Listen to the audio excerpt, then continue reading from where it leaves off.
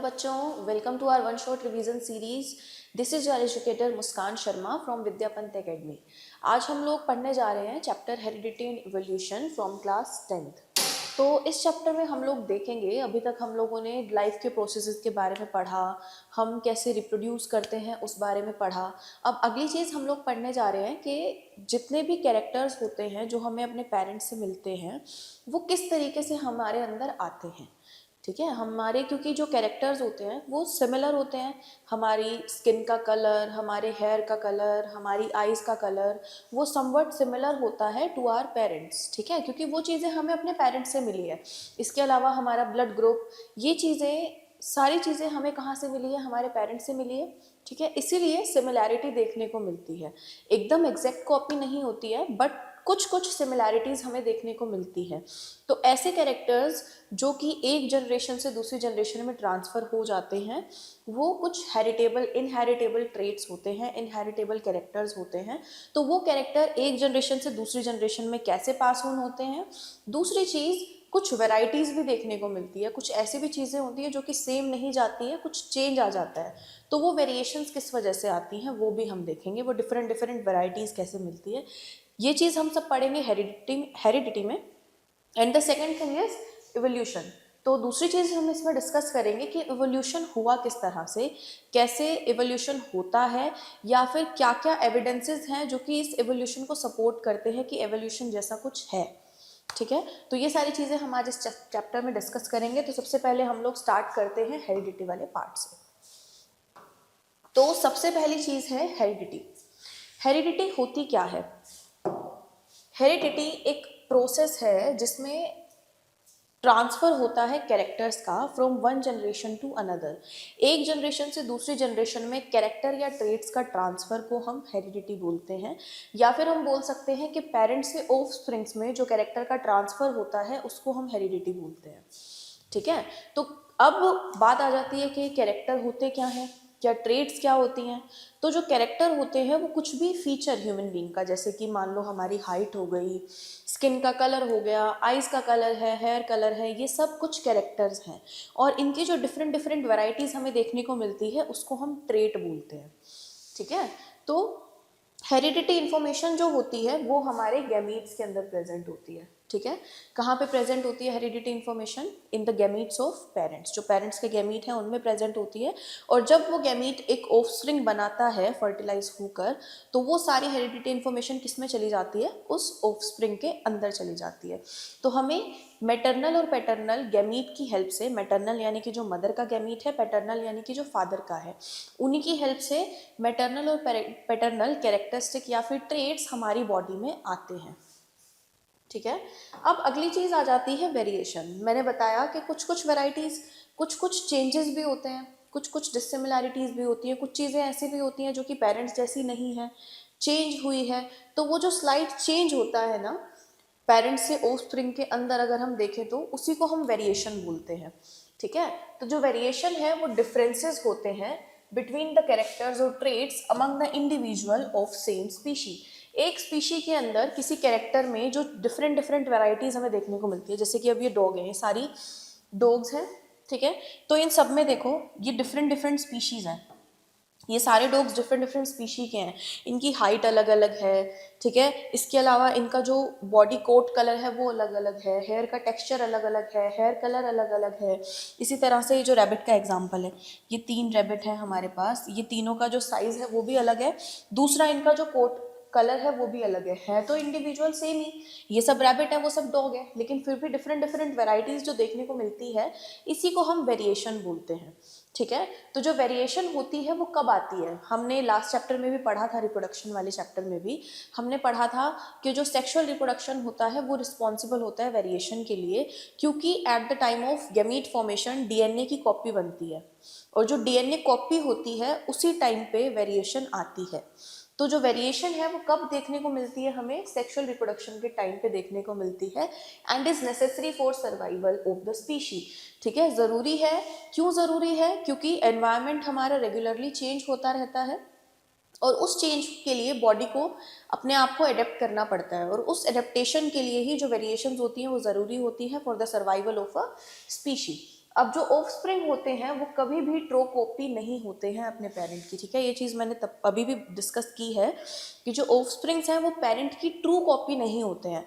Similarity देखने को मिलेगी लेकिन वो एकदम एग्जैक्ट कॉपी नहीं होंगे। क्यों वो नहीं होंगे? क्योंकि वहाँ पे सेम वेरिएशन होती है, ठीक है। तो अब यहाँ पे हमें डिफरेंट काइंड्स ऑफ वेरिएशन देखने को मिलती है ह्यूमन बीइंग में। कैसे? जैसे कि हाइट में टोल और शॉर्ट हाइट देखने को मिलती है। हेयर टाइप, कुछ लोगों के हेयर कर्ली होते हैं, कुछ के वेवी होते हैं, कुछ के स्ट्रेट होते हैं, तो ये डिफरेंट डिफरेंट वेरिएशन है हेयर के टाइप में। इसके अलावा नोज़, कुछ लोगों की नोज़ जो है वो थिन होती है, कुछ लोगों की पॉइंटेड होती है। इसके अलावा जो आई कलर है वो भी हमें डिफरेंट देखने को मिलता है, वेराइटीज़ देखने को मिलती हैं, इसी को हम वेरिएशन बोलते हैं। अब नेक्स्ट हम लोग बात करते हैं accumulation of variation during reproduction. तो रिप्रोडक्शन के टाइम पे जो वेरिएशंस होती हैं ये किस तरीके से एक्यूमुलेट होती हैं। अभी मैंने बताया कि जो वेरिएशंस आती हैं वो आती हैं at the time of DNA कॉपिंग, यानी कि जिस टाइम पे जो हमारा डीएनए होता है वो कॉपी हो रहा होता है उस टाइम पे वेरिएशंस आती हैं at the time of sexual reproduction. क्योंकि जो डीएनए कॉपिंग मैकेनिज्म होता है, डीएनए की कॉपी एकदम एक्यूरेट नहीं बनती है, कुछ कुछ इनएक्यूरेसीज होती हैं। उन इनएक्यूरेसी की वजह से ही ये वेरिएशंस आती हैं। लेकिन ज़रूरी नहीं है, मैंने बोला कि वेरिएशन स्पीशी के सर्वाइवल के लिए ज़रूरी है, ज़रूरी नहीं है कि ये वेरिएशंस हमेशा ही फेवरेबल हो या फिर ये वेरिएशंस हमेशा ही एडवांटेजियस हो।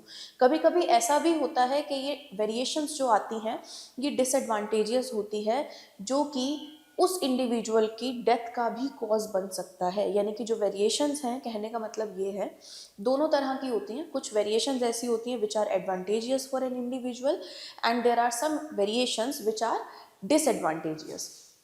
तो अभी दोनों तरीके की वेरिएशंस हम लोग डिस्कस करेंगे इस चैप्टर में आगे। अभी उससे पहले हम कुछ टर्म्स के बारे में बात करते हैं। जैसे कि फर्स्ट टर्म है हमारे पास क्रोमोसोम। क्रोमोसोम क्या होता है? मैंने बताया कि डीएनए होता है हमारे सेल के न्यूक्लियस के अंदर। अब जो डीएनए होता है ना वो बहुत लंबा होता है, सेल का साइज बहुत छोटा है और उस एक सेल के अंदर 2.2 meters long DNA human being के अंदर मिलता है। यानी कि ह्यूमन बीइंग की एक सेल के अंदर 2.2 मीटर्स लॉन्ग डीएनए प्रेजेंट होता है। तो अब इतना बड़ा डीएनए इतनी छोटी सी सेल में कैसे आएगा? कैसे आता है? वो जो डीएनए होता है वो क्रोमोसोम की फॉर्म में पैक्ड होता है। डीएनए जो है वो टाइटली कंडेंसली पैक हो जाता है with the help of some proteins, ठीक है। तो वो जो थ्रेड लाइक स्ट्रक्चर होता है डीएनए, वो प्रोटीन्स की हेल्प से कॉम्पैक्टली पैक हो जाता है in the form of chromosome. तो ये जो जेनेटिक इंफॉर्मेशन है वो किस में प्रेजेंट होती है? क्रोमोसोम में, क्योंकि हमारा डीएनए क्रोमोसोम की फॉर्म ले लेता है। कुछ इस तरीके का स्ट्रक्चर बन जाता है, ठीक है, कुछ ऐसा स्ट्रक्चर बन जाता है जिसको कि हम क्रोमोसोम बोलते हैं। अब अगली टर्म आ जाती है हमारे पास जीन। जीन क्या होती है? अब डीएनए 2.2 मीटर लॉन्ग होता है, ठीक है।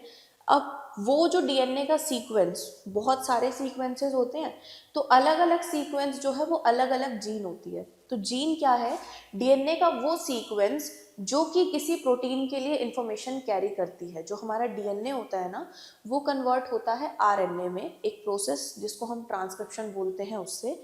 ये चीज़ें आप हायर क्लासेस में पढ़ोगे, ठीक है। तो जो हमारा डीएनए होता है ये चेंज हो जाता है आरएनए में, ठीक है, ट्रांसक्रिप्शन के प्रोसेस से।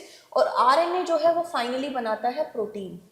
और जो ये प्रोटीन होता है ये रिस्पॉन्सिबल होता है हमारी बॉडी में जो कैरेक्टर्स एक्सप्रेस होते हैं उनके लिए, कि कौन सा कैरेक्टर एक्सप्रेस होगा, कौन सी ट्रेट आएगी, ठीक है।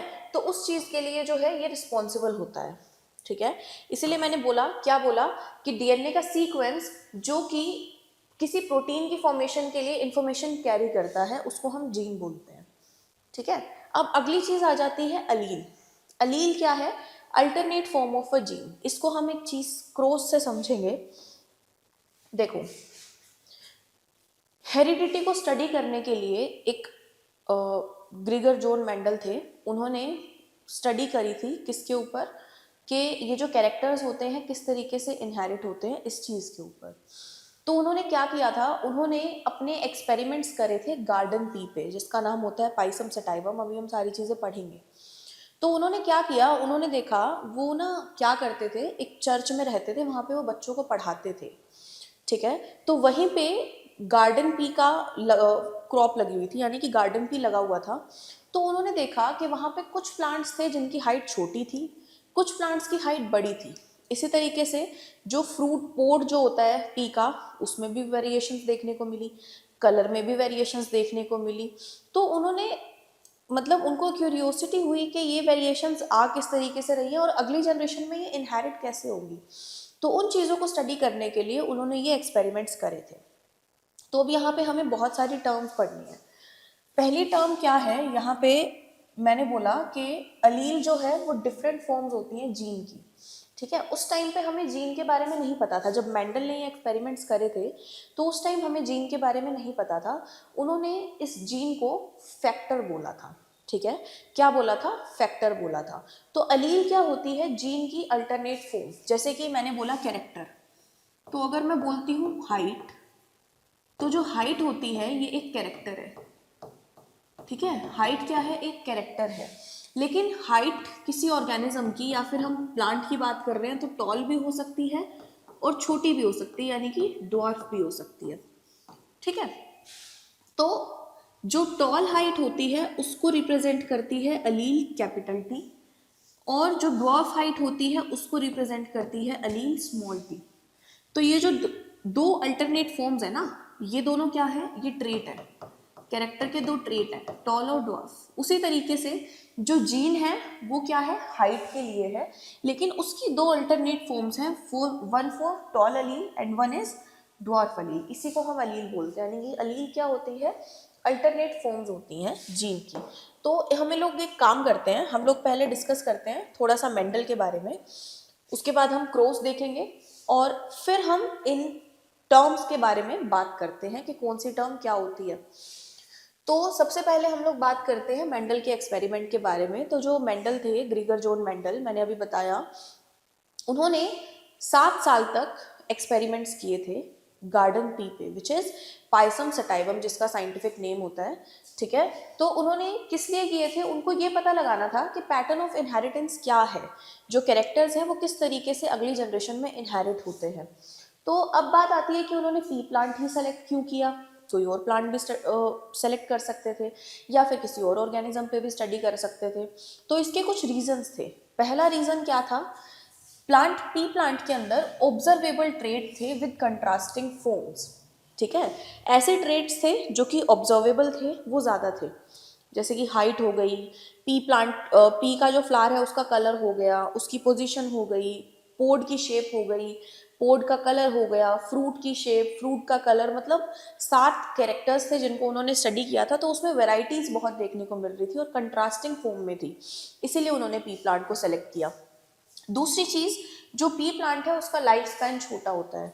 ठीक है, अब जो क्रॉप है उसको अभी लगाएंगे, थोड़े टाइम में उसमें सीड्स आ जाते हैं। ठीक है, तो जो उसका लाइफ स्पैन होता है वो कम होता है। अब अगर वहीं वो एक्सपेरिमेंट मैंगो ट्री पे करने लग जाएंगे तो आज वो मैंगो का ट्री लगाएंगे, कब वो बड़ा होगा, कब उसमें फ्रूट्स आएंगे, कब उसमें से सीड्स निकलेंगे, उसको फिर वो फिर से सॉ करेंगे, तो मतलब उनकी तो जनरेशन्स लग जाती है इस एक्सपेरिमेंट में। इसीलिए उन्होंने शॉर्ट लाइफ स्पैन होने की वजह से पी प्लांट को सेलेक्ट किया। तीसरी कैरेक्टरिस्टिक ये थी कि जो फ्लावर्स थे वो सेल्फ पॉलिनेटिंग थे, क्योंकि जो पी के फ्लावर्स होते हैं ये सेल्फ पॉलिनेशन शो करते हैं, क्लोज्ड फ्लावर्स होते हैं, तो इनके अंदर सेल्फ पॉलिनेशन देखने को मिलता है। फोर्थ चीज़, इन फ्लावर्स को मैनिपुलेट करना आसान था। और लास्ट चीज़ ये है कि large number of offsprings produce करते हैं। मटर का जो एक पोड होता है उसके अंदर बहुत सारे दाने निकलते हैं, बहुत सारे सीड्स निकलते हैं, तो जितने भी सीड्स को हम सॉ करेंगे उतने ही प्लांट लगेंगे, इसीलिए नंबर ऑफ ऑफस्प्रिंग्स जो है वो ज़्यादा प्रोड्यूस करता है, तो आसानी रहती है स्टडी करने के लिए। ठीक है, क्योंकि जब भी हम ऐसी स्टडी करते हैं तो हम लार्ज पॉपुलेशन को कंसिडर करते हैं छोटी पॉपुलेशन की बजाय। ठीक है, instead of a small population हम हमेशा लार्ज पॉपुलेशन को ही कंसिडर करते हैं। तो जो पी प्लांट था वो large number of offsprings produce करके दे रहा था इन वन क्रोस, इसीलिए मेंडल ने सेलेक्ट किया था पी प्लांट को। तो अब हम बात करते हैं कैरेक्टरिस्टिक की। मैंने बताया कंट्रास्टिंग फॉर्म्स में ट्रेट थे, तो वो ट्रेट क्या थे? मेंडल ने टोटल 7 कैरेक्टर्स को स्टडी किया था, 7 कैरेक्टर्स सेलेक्ट किए थे जिनको उन्होंने स्टडी किया था। अब उन्होंने कैसे स्टडी किया था? पहला कैरेक्टर क्या है? स्टेम की लेंथ। ठीक है, टॉल भी हो सकती है, ड्वार्फ भी हो सकती है। देखो यहाँ पे 2 तरीके के ट्रेट है, एक डोमिनेंट और एक है रिसेसिव। डोमिनेंट और रिसेसिव का मतलब क्या है? डोमिनेंट ट्रेट वो होता है जो कि अगर खुद प्रेजेंट है तो दूसरे किसी ट्रेट को एक्सप्रेस नहीं होने देगा, ठीक है। यानी कि जो जीन होती है वो पेयर में प्रेजेंट होती है। ये जो है कैपिटल वाला, इसको हम यूज करते हैं डोमिनेंट वाला लिखने के लिए, डोमिनेंट को डिनोट करने के लिए, और जो स्मॉल अल्फाबेट है वो हम यूज करते हैं रिसेसिव को डिनोट करने के लिए। तो अगर ये डोमिनेंट फॉर्म प्रेजेंट है एक पेयर के अंदर तो वो कभी भी दूसरी एलील को एक्सप्रेस नहीं होने देगी। यानी कि अगर हमारे पास ये चीज़ मिल रही है तो ये जिसका जो मतलब मॉर्फोलॉजिकल एक्सप्रेशन होगा, यानी कि जब प्लांट उगेगा उस प्लांट को हम देखेंगे तो उसकी हाइट टॉल होगी, क्योंकि जो डोमिनेंट ट्रेट होता है उसकी क्वालिटी ये होती है कि वो एक्सप्रेस ज़्यादा होता है, ठीक है। डोमिनेंट ट्रेट वो होते हैं जो कि एक्सप्रेस ज़्यादा होते हैं, दूसरे वाले को अपनी रिसेसिव फॉर्म को एक्सप्रेस नहीं होने देते हैं, उसके इफेक्ट को मास्क कर लेते हैं, कवर कर लेते हैं, ताकि जो रिसेसिव वाला है उसका इफेक्ट शो ना हो पाए। तो जो लेंथ है स्टेम की उसमें दो है, टॉल और ड्वार्फ प्लांट, ठीक है। देन हम बात करते हैं पोड के बारे में। तो जो पोड का शेप था और पोड का कलर था, दो चीज़ें थी। अब पोड की जो शेप है दो तरीके की होती है, एक तो है इन्फ्लेटेड और दूसरी है कंस्ट्रक्टेड। तो यहाँ पे जो इन्फ्लेटेड पी है वो डोमिनेंट था ओवर कंस्ट्रक्टेड वन। जब हम मटर लेने जाते हैं बाजार में तो भी हम ऐसी मटर खरीदते हैं, ऐसी नहीं खरीदते हैं, क्योंकि ये वाली मटर कम होती है, ये ज़्यादा होती है, ठीक है। ये वाली डोमिनेंट है, वो रिसेसिव है। जो डोमिनेंट रेट है मैंने अभी बताया वो ज़्यादा दिखाई देती है, ठीक है। उसके बाद आ जाती है बात सीड शेप की। तो सीड शेप जो था राउंड वाला डोमिनेंट था ओवर रिंकल्ड वन, ठीक है। राउंड जो था वो डोमिनेंट था किस पे, रिंकल्ड वाले पे। देन सीड कलर में येलो डोमिनेंट था ओवर ग्रीन, ठीक है। Yellow seed colour was dominant over green seed. Then बात आ जाती है फ्लावर के ऊपर। फ्लावर की पोजीशन देखो, दो पोजीशन है, एक है एक्सियल पोजीशन, एक है टर्मिनल। अब दोनों में डिफरेंस क्या है, देखो ये मान लो हमारा स्टेम है, इस पे ये नोड्स और इंटर नोड्स प्रेजेंट होती है, ठीक है। ये वाला जो पार्ट है इसको हम बोलते हैं नोड, और दो नोड्स के बीच का जो डिस्टेंस होता है इसको हम बोलते हैं इंटर नोड। तो ये चीज़ें तो हम सबको पता है, ठीक है। अब फ्लावर जो निकलते हैं, लीफ जो निकलती हैं वो निकलती हैं इन नोड से, ठीक है। इन नोड्स पे निकलती हैं लीफ, ठीक है। अब अगर इस नोड से ही क्या निकल रही है, कोई फ्लावर निकल रहा है, अगर इस नोड पे ही फ्लावर लग रहा है तो ऐसे फ्लावर को हम बोलते हैं एक्सियल फ्लावर, ठीक है। इस पोजीशन पे अगर कोई फ्लावर लग रहा है तो उसको हम बोलते हैं एक्सियल, ठीक है। लेकिन अगर जहाँ पे स्टेम हमारी टर्मिनेट हो रही है वो अगर फ्लावर में कन्वर्ट हो जाती है ऊपर एकदम टर्मिनल पोजीशन पे, तो उस फ्लावर को हम बोलते हैं टर्मिनल, ठीक है। उस पोजीशन को हम क्या बोलेंगे, टर्मिनल पोजीशन। तो जो ये एक्सियल वाला था ये वाला डोमिनेंट था ओवर टर्मिनल वन। एक्सियल वाले ज़्यादा मिलते हैं, टर्मिनल वाले कम मिलेंगे। उसके बाद बात आ जाती है फ्लावर कलर की। तो फ्लावर दो कलर के थे, पर्पल और वाइट कलर वाले। तो जो वाइट वाले थे वो डोमिनेंट थे ओवर वाइट कलर फ्लावर। और लास्ट में आ जाती है बात पोड कलर की। तो पोड कलर ग्रीन वाला डोमिनेंट था और येलो रिसेसिव था। ये चीज़ आप लोग याद रखना, सीड कलर में येलो डोमिनेंट था, ग्रीन रिसेसिव है, और पोड कलर में ग्रीन डोमिनेंट है, येलो रिसेसिव है। हम जब मटर लेने जाते हैं तो हम ग्रीन ग्रीन मटर लेके आते हैं, है ना, येलो तो नहीं लेके आते हैं, क्योंकि ग्रीन वाली डोमिनेंट है वो ज़्यादा होती है, ठीक है, और अच्छी भी होती है, बेटर होती है, ठीक है। तो ये 7 कैरेक्टर्स थे जो कि मेंडल ने यूज़ किए थे अपनी स्टडी में, अपने एक्सपेरिमेंट्स में। अब मेंडल ने इन कैरेक्टर्स को लेके क्रॉस किया था, ठीक है, क्रॉस पॉलिनेशन कराया था। उन्होंने क्या किया था, पहले हम मोनोहाइब्रिड क्रॉस यानी कि सिंगल जीन की इनहेरिटेंस की स्टडी की बात करते हैं। तो मेंडल ने क्या किया, जो पेरेंट प्लांट उन्होंने सेलेक्ट किए उसमें एक उन्होंने लिया टॉल प्लांट और दूसरा उन्होंने लिया ड्वार्फ प्लांट, ठीक है।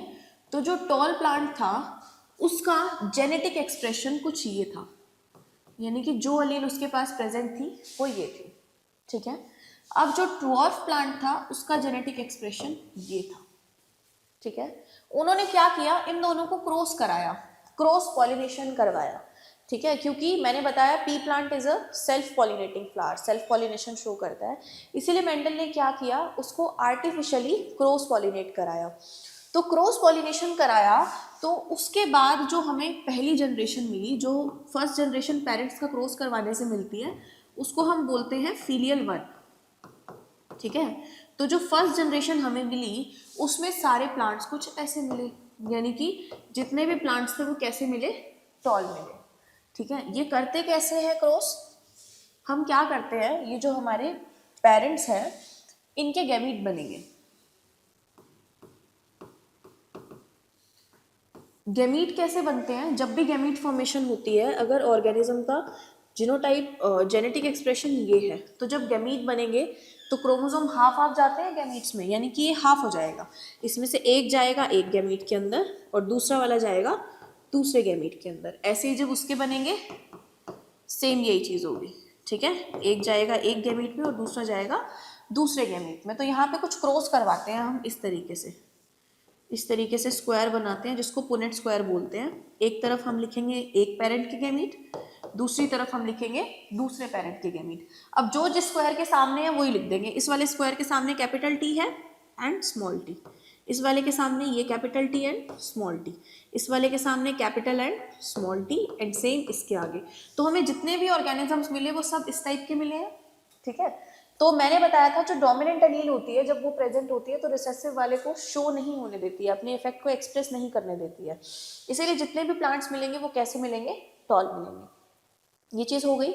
अब इसके बाद मेंडल ने देखा कि ऐसा कैसे हो सकता है कि जो दूसरा पेरेंट था वो शो ही नहीं हो रहा दूर दूर तक। तो उन्होंने क्या किया, उन्होंने ये जो F1 जनरेशन मिली इसको सेल्फिंग के लिए छोड़ दिया। ठीक है, तो यहाँ पे जो गैमीट मिले वो हमारे पास थे ये।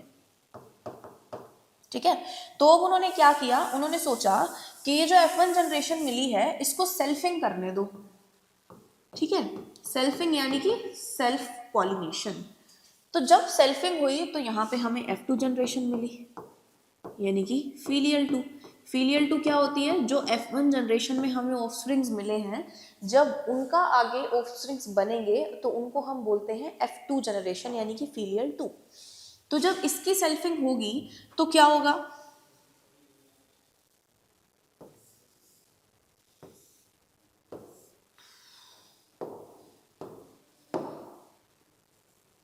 दो तरीके के गैमीट बनेंगे मेल के और दो ही तरीके के गैमीट बनेंगे फीमेल के, क्योंकि यहाँ से दो तरीके के गैमीट्स पॉसिबल है।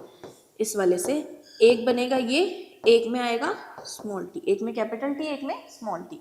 तो दोनों साइड हम सेम सेम लिखेंगे। इस बॉक्स के आगे दोनों कैपिटल टी हैं, इस बॉक्स के सामने एक कैपिटल टी और एक स्मॉल टी, इसके सामने एक कैपिटल टी और स्मॉल टी, और इसके सामने दोनों स्मॉल टी। तो यहाँ पे हमें क्या देखने को मिला, हमें एक तो मिला है कैपिटल टी, एक हमें मिला है, दो मिले हैं कैपिटल टी स्मॉल टी, और हमें एक मिला है स्मॉल टी। ठीक है, तो यहाँ पे क्या देखने को मिला मेंडल को, मैंने बताया था डोमिनेंट वाला एक्सप्रेस होता है, तो ये वाले जो प्लांट है ये टॉल होंगे, यानी कि यहाँ पे 3 प्लांट ऐसे थे जो कि टॉल मिले और एक प्लांट ऐसा था जो कि ड्वार्फ मिला। क्योंकि अगर हम इस कंडीशन को देखें, इस वाले ऑर्गेनिज्म को देखें, तो इसमें दोनों रिसेसिव वाली है, यानी कि यहाँ पे डोमिनेंट एलील प्रेजेंट नहीं है इसको मास्क करने के लिए, तो ये एक्सप्रेस हो जाएगा। तो एक प्लांट ऐसा था जो कि उसको टॉल मिला, यानी कि उनको 3:1 का रेशो मिला। ठीक है, तो उन्होंने क्या देखा कि जो ट्रेट एक्सप्रेस नहीं हो पा रही थी F1 जनरेशन में वो कहाँ एक्सप्रेस हुई, F2 जनरेशन में एक्सप्रेस हुई, जिससे कि उन्होंने एक लॉ प्रपोज किया था which was law of dominance. अब उससे पहले हम लोग डिस्कस करते हैं वो टर्म्स जिनके बारे में हम अभी बात कर रहे थे। देखो, पहले हमने बात की किसके बारे में, जीन के बारे में, मैंने आप लोगों को बताया। अब एलील क्या है, एक जीन की अल्टरनेट फॉर्म्स। कैसे, ये कैपिटल टी और स्मॉल टी, ये क्या है, एक जीन की अल्टरनेट फॉर्म है जिसको हम क्या बोलते हैं, अलील बोलते हैं। क्या बोलते हैं इसको, अलील बोलते हैं। अलील कहाँ प्रेजेंट होती है, ये फॉर्म्स होमोलोगस क्रोमोसोम पे प्रेजेंट होती है। ठीक है, नेक्स्ट चीज आ जाती है डोमिनेंट अलील और रिसेसिव अलील। डोमिनेंट अलील क्या है, ये वाली, ये अलील कौन सी है, डोमिनेंट अलील। डोमिनेंट अलील क्या होती है, वो अलील जो अपने इफेक्ट को एक्सप्रेस कर पाती है, दूसरे किसी अलील को एक्सप्रेस नहीं होने देती है, दूसरे के एक्सप्रेशन को मास्क कर लेती है, उसको डोमिनेंट अलील बोलते हैं। और रिसेसिव अलील क्या होती है, जो कि अपने इफेक्ट को एक्सप्रेस नहीं कर पाती है in the presence of dominant one, यानी कि उसका इफेक्ट जो होता है वो मास्क हो जाता है। अगली चीज आ जाती है हमारे पास कैरेक्टर और ट्रेट। कैरेक्टर और ट्रेट मैंने बताया अभी आपको। कैरेक्टर क्या है? डिस्टिंग्विशेबल फीचर होता है ऑफ पर्टिकुलर ऑर्गेनिज्म, जैसे कि हाइट, कलर, ये सब चीजें। और ट्रेट क्या है? किसी कैरेक्टर की डिफरेंट डिफरेंट स्टेट, जैसे कि short height, tall height, brown blue colour of eyes. ठीक है, ये ट्रेट हो जाती है। अगली चीज हम बात करते हैं जीनोटाइप और फेनोटाइप। ये जो हमने क्रॉस अभी डिस्कस किया, मैंने बताया जेनेटिक मेकअप के 4 ऑर्गेनिजम्स मिले, जिनमें से एक का genetic makeup was capital T, 2 का कैपिटल टी स्मॉल टी, और एक का स्मॉल टी स्मॉल टी। तो ये जो जेनेटिक मेकअप हमें दिखाई दे रहा है, इसको हम बोलते हैं जीनोटाइप। तो जीनोटाइप क्या होता है? किसी भी ऑर्गेनिज्म का जेनेटिक मेकअप। ठीक है, genetic composition, genetic makeup of organism को हम क्या बोलते हैं बेटा? जीनोटाइप बोलते हैं। और फिनोटाइप क्या है? मॉर्फोलॉजी। ठीक है, ऑब्जर्वेबल कैरेक्टर जो हमें दिखाई दे रहे हैं। ठीक है, जो हम ऑब्जर्व कर पा रहे हैं देख के, जेनेटिक मेकअप नहीं, जो हम देख पा रहे हैं उसको हम क्या बोलते हैं? फिनोटाइप। हम देख क्या पा रहे हैं कि ये प्लांट टॉल है, ये प्लांट ड्वार्फ है, उसको हम क्या बोलते हैं? फिनोटाइप। ठीक है, तो जो जीनोटाइप होता है वो क्या करता है? हमारे फिनोटाइप को कंट्रोल करने का काम करता है। ये चीज क्लियर है। अब अगली चीज आ जाती है होमोजाइगस और हेट्रोजाइगस। ठीक है, होमोजाइगस और हेट्रोजाइगस। होमोजाइगस और हेट्रोजाइगस क्या होता है? यहाँ पे हमें 3 रिजल्ट्स मिले हैं। एक था ये, एक था ये, और तीसरा था ये वाला। तो यहाँ पे दोनों अलील सेम है पेयर की, और इसमें भी पेयर की दोनों अलील सेम है। तो जहां पे दोनों अलील सेम प्रेजेंट होती हैं, उस कंडीशन को हम बोलते हैं होमोजाइगस। क्या बोलते हैं उस कंडीशन को? हम होमोजाइगस। लेकिन जहां पे हमें दोनों डिफरेंट डिफरेंट अलील देखने को मिले, एक पेयर में 2 डिफरेंट अलील्स प्रेजेंट हैं, उस कंडीशन को हम बोलते हैं हेट्रोजाइगस। क्या बोलते हैं उसको? हम हेट्रोजाइगस। अच्छा, एक चीज और याद रखनी है, होमोजाइगस तो 2 है ना? होमोजाइगस तो 2 है, ये भी होमोजाइगस है, ये भी होमोजाइगस है। दोनों में डिफरेंस क्या है? ये वाला जो होमोजाइगस है, इस पेयर में दोनों अलील्स डोमिनेंट है। तो ऐसा ऑर्गेनिज्म जिसके जेनेटिक मेकअप में, जिसके जीनोटाइप में दोनों डोमिनेंट वाली अलील प्रेजेंट हो, उसको हम बोलते हैं होमोजाइगस डोमिनेंट। ठीक है, उस ऑर्गेनिज्म को हम बोलते हैं होमोजाइगस डोमिनेंट। और जिस ऑर्गेनिज्म के जीनोटाइप में दोनों रिसेसिव एलील प्रेजेंट हो, उसको हम बोलते हैं होमोजाइगस रिसेसिव। ठीक है, उस ऑर्गेनिज्म को हम क्या बोलेंगे? Homozygous recessive. और जिसमें डिफरेंट डिफरेंट प्रेजेंट हो, उसको तो हम हेट्रोजाइगस बोलते ही हैं। और हेट्रोजाइगस ऑर्गेनिज्म के अंदर इफेक्ट कौन से एलील का आएगा? डोमिनेंट वाली का। ठीक है, इस चीज को आप लोगों को याद रखना है। अब हम बात करते हैं F1 और F2 जनरेशन के बारे में। अगली चीज हमारे पास है filial 1 and filial 2 generation. F1 generation और F2 जनरेशन क्या है? F1 जनरेशन पेरेंट के क्रॉस की वजह से जो ऑर्गेनिज्म हमें मिलेंगे, जो जनरेशन हमें मिलेगी, उसको हम बोलते हैं F1 जनरेशन, जो हमें यहाँ मिली थी इन दोनों पेरेंट के क्रॉस की वजह से। अब F1 जनरेशन के जो ऑर्गेनिजम्स बने हैं, जो ऑफस्प्रिंग्स बने हैं, अगर वो जब आगे रिप्रोड्यूस करेंगे, तो उनके रिप्रोडक्शन की वजह से जो ऑफस्प्रिंग्स हमें मिलेंगे, जो यहाँ मिले हैं, उसको हम बोलते हैं F2 जनरेशन, यानी कि फीलियल 2 जनरेशन। तो ये कुछ टर्म्स होती हैं जिनका आप लोगों को पता होना जरूरी है। तो ये थी हमारा मोनोहाइब्रिड क्रॉस, यानी कि एक जीन की अगर हम इनहेरिटेंस पैटर्न को स्टडी करें कि कोई एक जीन किस तरीके से इनहेरिट होती है, तो कुछ इस तरीके से इसका इनहेरिटेंस चलता है। ठीक है, इस तरीके से मेंडल ने अपनी स्टडी करी थी। अब नेक्स्ट आ जाता है इनहेरिटेंस ऑफ 2 जीन्स, यानी कि डायहाइब्रिड क्रॉस। सिंगल जीन की इनहेरिटेंस को स्टडी करने के लिए जो क्रॉस बनता है उसको मोनोहाइब्रिड बोलते हैं। 2 जीन्स के लिए जो होता है उसको हम डायहाइब्रिड बोलते हैं। 3 के लिए होगा तो उसको ट्राईहाइब्रिड बोलेंगे। ठीक है, तो अब हम बात करते हैं डायहाइब्रिड क्रॉस की। डायहाइब्रिड क्रॉस में मेंडल ने पेरेंट यूज किए थे। जो पेरेंट मेंडल ने यूज किए थे वो था प्लांट विथ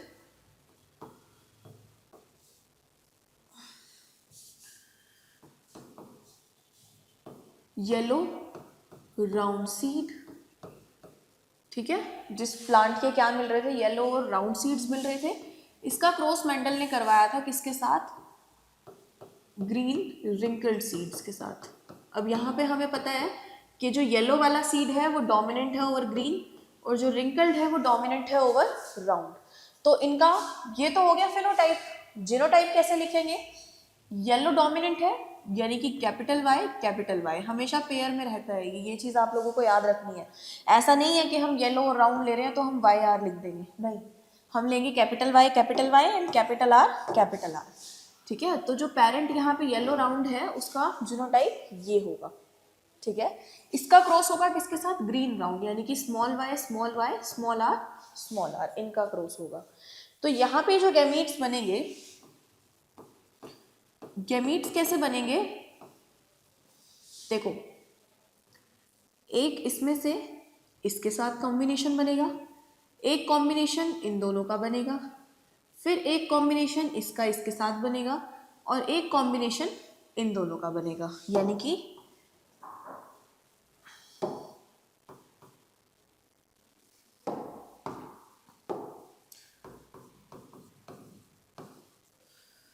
देखो,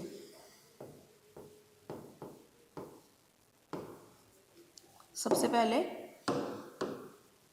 ये जाएगा इसके साथ, यानी कि पहला गैमीट हमारा बनेगा ये वाला, उसके बाद इसका कॉम्बिनेशन इसके साथ, यानी कि दूसरा गैमीट भी यही बनेगा, सेम बना है, फिर इसका कॉम्बिनेशन इस वाले के साथ। ठीक है, यहाँ पे गैमीट्स हमारे चारों ही सेम बनेंगे, लेकिन ये मैं जस्ट आप लोगों को बता रही हूँ कि हम गैमीट बनाते किस तरीके से हैं। ठीक है, कॉम्बिनेशन बनाते किस तरीके से हैं, चारों ही जो गैमीट्स बनेंगे वो सेम मिलेंगे, किस टाइप के, ये वाले। ठीक है, चारों गैमीट्स हमें सेम मिलेंगे। ठीक है, और सेम जब हम इसके गैमीट्स बनाएंगे तो इसके भी गैमीट्स हमें कुछ इस तरीके से मिलेंगे। ठीक है, अब जब इनका हम क्रॉस करवाएंगे तो क्रॉस में हमें क्या देखने को मिलेगा, अब देखो वहां पे हमने जब क्रॉस करवाया था तो वहां पे एक जीन की स्टडी हो रही थी, टोटल हमने 4 स्क्वायर्स बनाए थे। ठीक है, क्योंकि गैमीट 2 बनेंगे, यहाँ पे 4 तरीके के गैमीट बनेंगे, तो स्क्वायर यहाँ पे बनेंगे 16। ठीक है, 4 इस तरफ गैमीट लिखे जाएंगे, 4 इस तरफ, तो 4 4 जा 16 गैमीट्स बनेंगे टोटल यहाँ पे। ठीक है, तो यहाँ पे कितने गैमीट्स बनेंगे हमारे, 16 गैमीट्स बनेंगे। तो हम लोग टेबल बनाते हैं।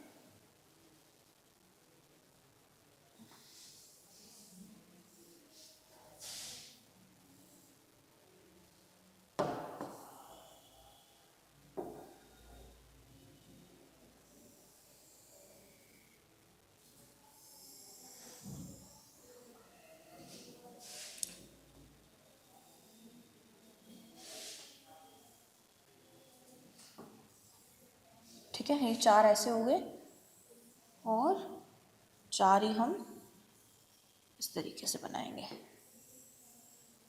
इसके सामने हम लिखेंगे हमारे गैमीट्स, यहाँ पे 4 गैमीट्स ऐसे बनेंगे, एक तरफ एक प्लांट के गैमीट और दूसरी तरफ दूसरे प्लांट के गैमीट। तो एक प्लांट के गैमीट सेम बने हैं सब ऐसे, दूसरे के ये बने।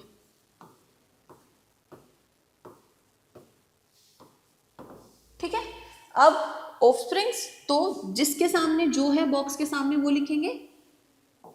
तो इस वाले में क्या आएगा, capital Y capital R small R, यानी कि ये प्लांट कैसा बनेगा, कैपिटल वाई आया यानी कि येलो, एंड कैपिटल आर आया यानी कि राउंड।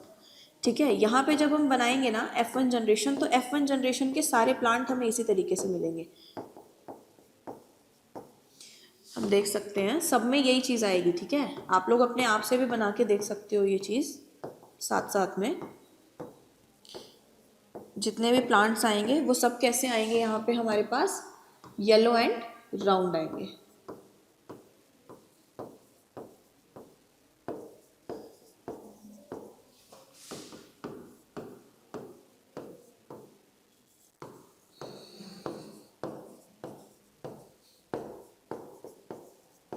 ठीक है, तो यहाँ पे जो हमें F1 जनरेशन मिली, F1 जनरेशन के सारे प्लांट हमें कैसे मिले हैं, ये कॉम्बिनेशन हमें कुछ देखने को मिला है यहाँ पे, यानी कि यहाँ पे जितने भी प्लांट्स थे ये कैसे आएंगे, येलो एंड राउंड सीड्स। ठीक है, कैसे सीड प्रोड्यूस करेंगे सारे plant, yellow and round seeds. तो अब सेम हम क्या करेंगे, वहां पे भी हमने क्या किया था, F1 जनरेशन की सेल्फिंग कराई थी, वही काम हम यहाँ करेंगे। अब हम क्या करेंगे, F1 जनरेशन की सेल्फिंग कराएंगे, यानी कि जो हमें F1 जनरेशन मिली उसमें सारे प्लांट्स कैसे थे, ऐसे सीड्स बना रहे थे, ठीक है, यानी कि येलो और राउंड। अब इसके गैमीट्स कैसे बनेंगे, चलो गैमीट्स बनाते हैं। देखो सेम वही चीज करेंगे यहाँ भी हम, इसका कॉम्बिनेशन पहले इसके साथ और उसके बाद इसका कॉम्बिनेशन बनाएंगे इसके साथ, यानी कि एक बार यहाँ पे आएगी ये कंडीशन और दूसरी बार आएगी ये, ठीक है, दूसरा गैमेट ये बनेगा। फिर हम बात करेंगे इसका कॉम्बिनेशन इसके साथ और फिर इसका कॉम्बिनेशन इसके साथ, यानी कि small y capital R and small y small r। तो यहाँ पे देखो चारों डिफरेंट टाइप्स के गैमीट बने हैं ना, चारों डिफरेंट टाइप के गैमीट बने हैं। कौन कौन से गैमीट बने हैं यहाँ पे हमारे पास, capital Y capital R, capital Y small y capital R and small y small r, ये 4 तरीके के बने हैं। अब पेरेंट सेम है तो दोनों के गैमीट सेम बनेंगे, मेल भी और फीमेल भी। तो अब हम सेम दोबारा से क्रॉस बनाते हैं, ठीक है, दोबारा से हम बनाते हैं एक क्रॉस।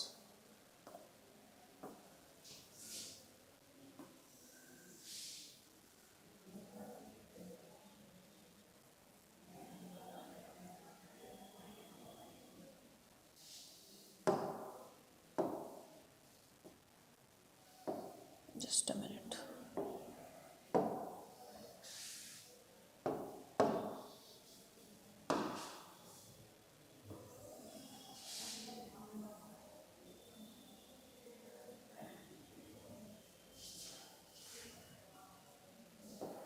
ठीक है, अब लाइंस ड्रॉ कर लेते हैं इसके अंदर।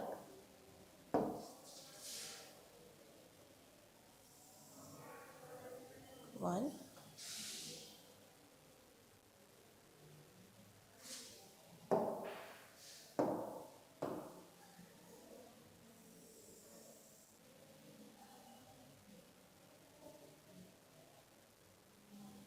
टू,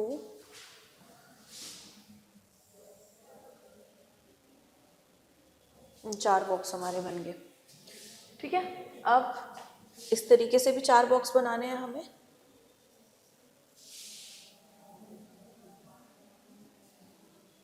वन,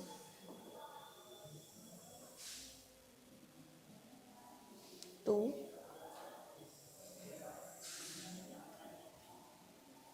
ये 4 बॉक्स बन गए हमारे। अब हम क्या करेंगे, यहाँ पे गैमीट्स लिख लेंगे, ठीक है। एक पेरेंट के gamete capital Y capital R, capital Y small y capital R and small y small r। Same यहाँ पे भी आ जाएंगे, capital Y capital R, capital Y small y capital R and small y small r। अब cross करा के result लिखेंगे इनका, ठीक है। तो यहाँ पे हमें रिजल्ट मिलेगा कुछ ये, कैसा प्लांट है ये, येलो राउंड, ठीक है। रिजल्ट साथ साथ में लिखते जाएंगे हम इसका। यहाँ पे ये कंडीशन मिलेगी, प्लांट यहाँ भी कैसा मिलेगा, येलो मिलेगा एंड राउंड मिलेगा। इसमें एक कैपिटल Y है एक स्मॉल y है और R दोनों कैपिटल है, तो यहाँ भी प्लांट हमें कैसा मिलेगा, येलो एंड राउंड, ठीक है। इधर capital Y small y capital R small r, same yellow and round plant. अब आ जाते हैं यहाँ पे, ठीक है। इसके अंदर हमें क्या देखने को मिल रहा है, कैपिटल Y है दोनों, कैपिटल R स्मॉल r, तो प्लांट यहाँ भी कैसा होगा, येलो एंड राउंड। इसमें capital Y and small r, यानी कि यहाँ पे क्या रिजल्ट मिलेगा हमें, colour will be yellow but दोनों स्मॉल आ रहे हैं, यानी कि सीड कैसा होगा, रिंकल्ड होगा, ठीक है। Seed will be yellow and wrinkled. उसके बाद अगली कंडीशन है यहाँ पे, सेम येलो राउंड, ठीक है। इधर हमें क्या देखने को मिल रहा है, दोबारा से येलो एंड रिंकल्ड। ठीक है। अब इधर capital Y small Y capital R, तो सीड दोबारा से यहाँ पे येलो एंड राउंड होगा। इसके अंदर small Y capital R small R, यहाँ पे भी कैसा होगा, येलो एंड राउंड सीड होगा। इसके कंडीशन में स्मॉल वाई कैपिटल आर, यानी कि स्मॉल वाई है दोनों तो ग्रीन सीड होगा और राउंड होगा, यानी कि ग्रीन एंड राउंड, नया कॉम्बिनेशन आया है एक और small Y capital R small R, तो यहाँ पे भी हमें सीड कैसा देखने को मिलेगा, ग्रीन एंड राउंड। अब इधर अगर आ जाएं तो हम येलो राउंड, इसमें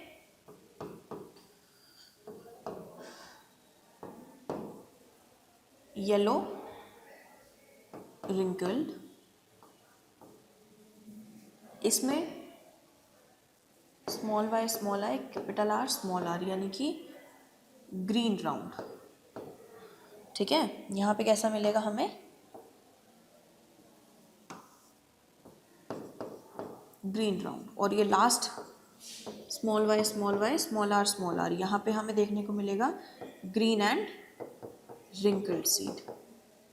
ठीक है, तो यहाँ पे जब हमने F1 जनरेशन का क्रॉस कराया तो हमें टोटल 4 तरीके के फिनोटाइप मिले अलग अलग।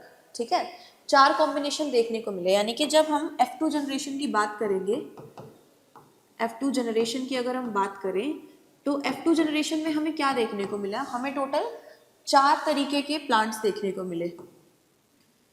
Yellow round,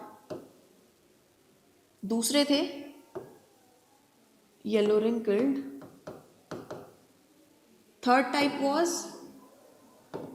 green round and fourth was green wrinkled. ठीक है, तो हमें किस रेशो में मिले, येलो राउंड वाले प्लांट्स कितने हैं, 1 2 3 4 5 6 7 8 9। ठीक है, तो total 9 plants are yellow and round, तो येलो राउंड वाले कितने थे, 9। ठीक है, उसके बाद दूसरा हम बात करते हैं किसके बारे में, येलो रिंकल्ड के बारे में। येलो रिंकल्ड कितने थे, 1 2 एंड 3। ठीक है, तो येलो रिंकल्ड हमें कितने मिले, 3 मिले। ठीक है, उसके बाद green and round, green round कितने थे, 1 2 3। ठीक है, ग्रीन राउंड कितने मिले हमें, 3 मिले। और लास्ट हमारे पास बचे हैं ग्रीन रिंकल, ग्रीन रिंकल कितना मिला, ओनली 1। ठीक है, ग्रीन रिंकल कितना मिला, सिर्फ 1 मिला, यानी कि यहाँ पे जो हमारा रेशो आएगा वो कैसे आएगा, येलो राउंड, येलो रिंकल्ड,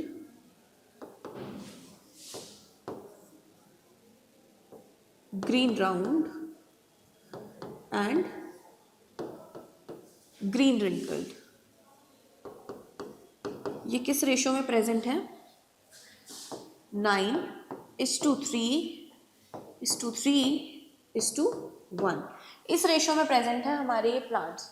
ठीक है, तो ये जो हमने बात करी है, ये कौन से रेशो के बारे में बात करी है, ये कौन सा रेशो है, फिनोटिपिक रेशो है, क्योंकि यहाँ पे हम बात कर रहे हैं एक्सप्रेशन के बारे में, फिजिकल एक्सप्रेशन के बारे में, मॉर्फोलॉजी के बारे में, कि वो देखने पे कैसा दिखाई दे रहा है। ऑब्जर्वेबल कैरेक्टर के बारे में जब हम बात करते हैं, यानी कि हम किसके बारे में बात कर रहे हैं, फिनोटाइप के बारे में।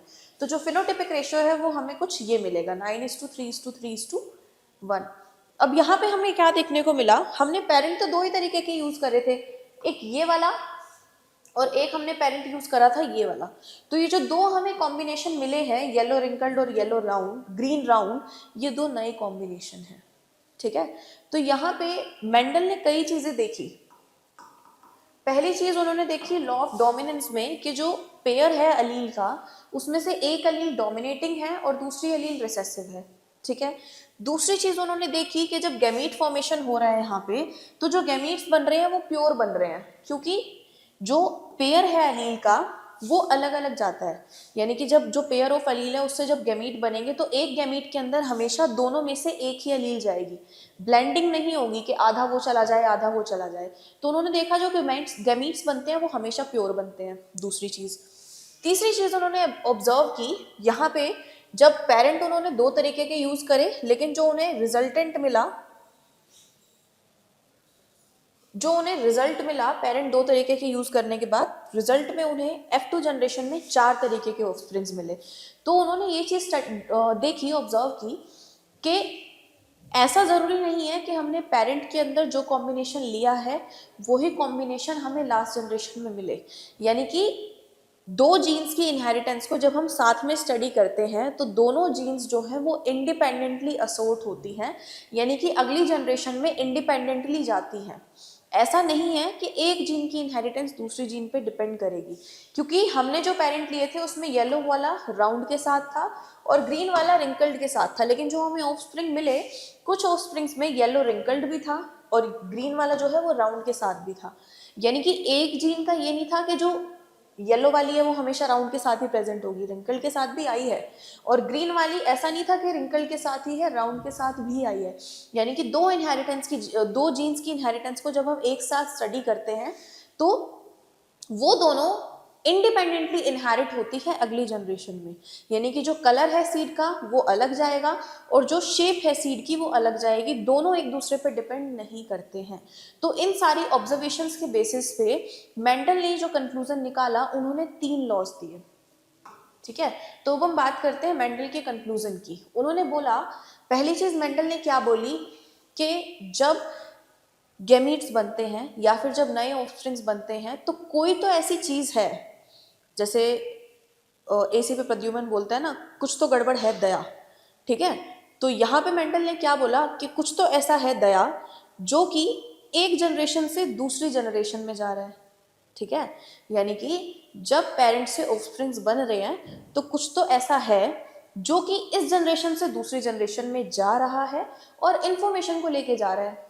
ठीक है, जेनेटिक मेकअप को प्रोवाइड करा रहा है अगली जनरेशन में। यानी कि उन्होंने बोला that something is being passed down stably and unchanged, यानी कि कुछ तो ऐसा है जो कि एक जनरेशन से दूसरी जनरेशन में जा रहा है स्टेबली और अनचेंज्ड, यानी कि ना तो वो चेंज हो रहा है और स्टेबली जा रहा है एक जनरेशन से दूसरी जनरेशन में। और उन्होंने उस चीज को क्या बोला, जो कुछ था उसको उन्होंने बोला क्या, फैक्टर्स। क्या बोला उन्होंने, फैक्टर्स बोला था, जिसको आज के टाइम में जीन बोलते हैं, क्योंकि जो जीन टर्म थी ये बाद में कॉइन हुई थी। मेंडल ने जब एक्सपेरिमेंट किए थे तब जीन के बारे में नहीं पता था, जीन जो टर्म आई थी वो बाद में आई थी, उन्होंने फैक्टर बोला था। ठीक है, उसके बाद जिसको हम आज जीन बोलते हैं, तो उसी के बेसिस पे ये जो कंक्लूजन मेंडल ने निकाला, इसी के बेसिस पे मेंडल ने 3 लॉज दिए। कौन कौन से, law of dominance, law of segregation and law of independent assortment. अब ये लॉज क्या है जो मैंने अभी आप लोगों को बताए।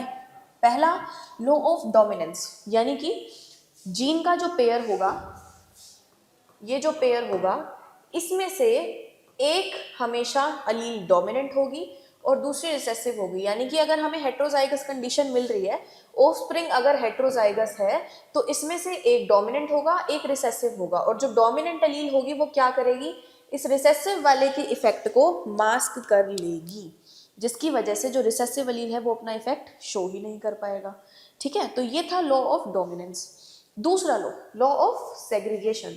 लॉ ऑफ सेग्रीगेशन ने क्या बोला, that at the time of gamete formation the pair of allele, the two alleles from the pair get segregated। यानी कि जब गैमीट की फॉर्मेशन होती है तो जो अलील का एक पेयर है, अलील का ये पेयर है, ठीक है, इसमें से पेयर में से जो ये दोनों अलील्स हैं ये सेग्रीगेट हो जाती है।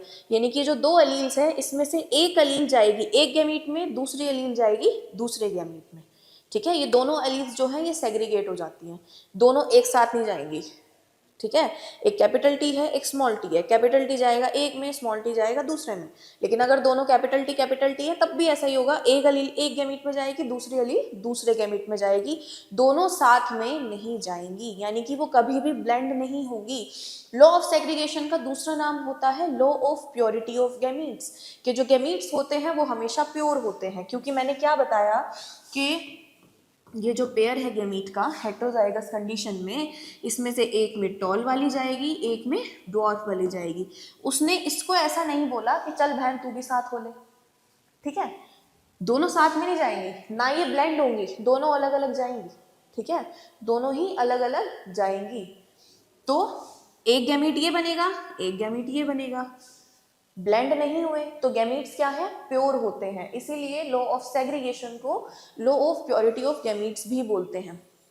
इंपॉर्टेंट है मेंडल के लॉज, थोड़े से देखने में मुश्किल लग रहे हैं लेकिन मुश्किल है नहीं, क्योंकि आपको क्या करना है, इन तीनों का सिर्फ नाम याद करना है। नाम याद रखोगे, नाम में इनका मीनिंग है। लॉ ऑफ डोमिनेंस, यानी कि एक डोमिनेंट एलील होगी जो कि रिसेसिव वाले के इफेक्ट को मास्क कर लेगी इन हेटेरोजाइगस कंडीशन, और ये हमेशा होगा, ठीक है। दूसरा लॉ ऑफ सेग्रीगेशन, सेग्रीगेट होना यानी कि सेपरेट होना, अलग अलग होना। At the time of gamete formation जो पेयर ऑफ अलील है वो दोनों पेयर और दोनों अलील्स जो है सेपरेट हो जाती हैं, तो जो गैमीट्स बनेंगे वो कैसे बनेंगे, प्योर बनेंगे।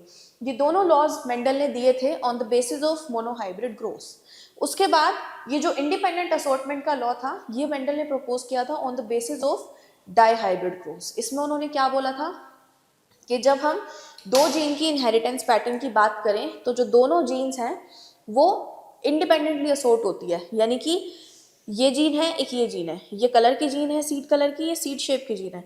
तो सीड कलर वाली जो जीन है वो सीड कलर की जीन को ऐसा नहीं बोलेगी कि बहन तू चलेगी तो मैं जाऊंगी, तू नहीं जाएगी तो मैं नहीं जाऊंगी, ठीक है। जो कलर वाली है वो जीन अगली जनरेशन में अलग से इनहेरिट होगी, जो शेप वाली जीन है वो अगली जनरेशन में अलग से इनहेरिट हो गई।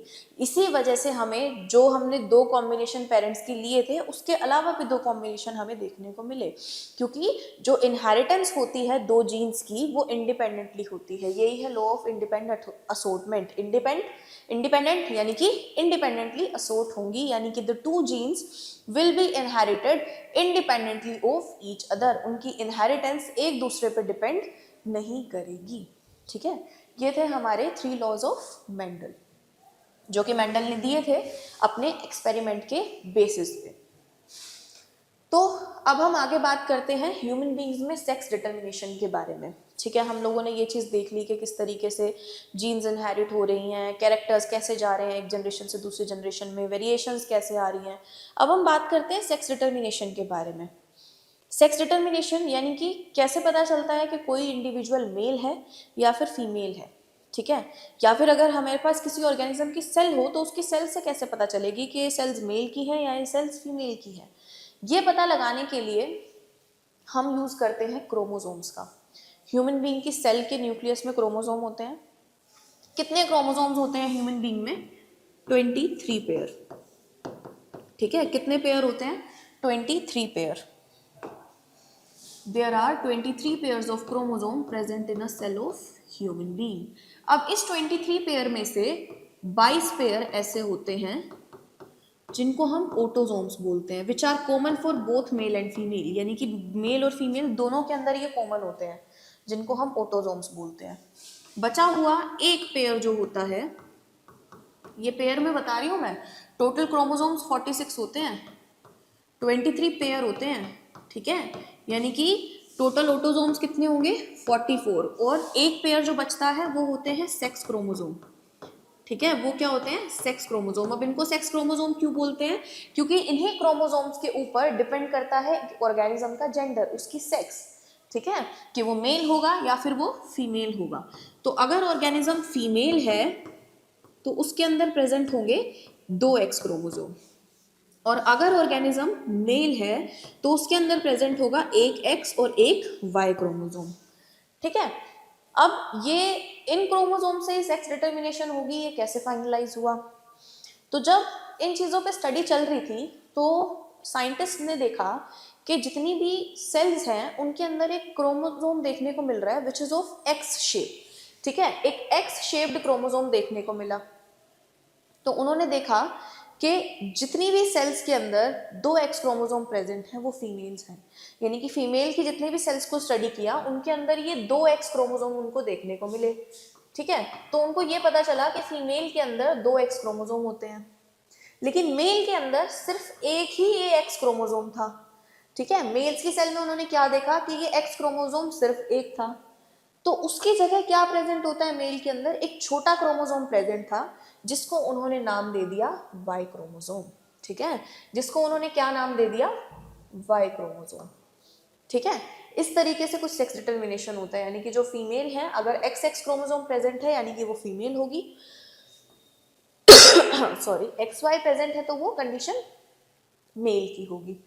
अब अगली चीज आती है, जब भी गैमीट बनते हैं, ये मेल है, ह्यूमन बीइंग की बात हो रही है, ये फीमेल है, मेल के अंदर कंडीशन है XY, तो यहाँ पे काम करेगा लॉ ऑफ सेग्रीगेशन, यानी कि at the time of gamete formation the two alleles get segregated, two alleles from a pair get separated।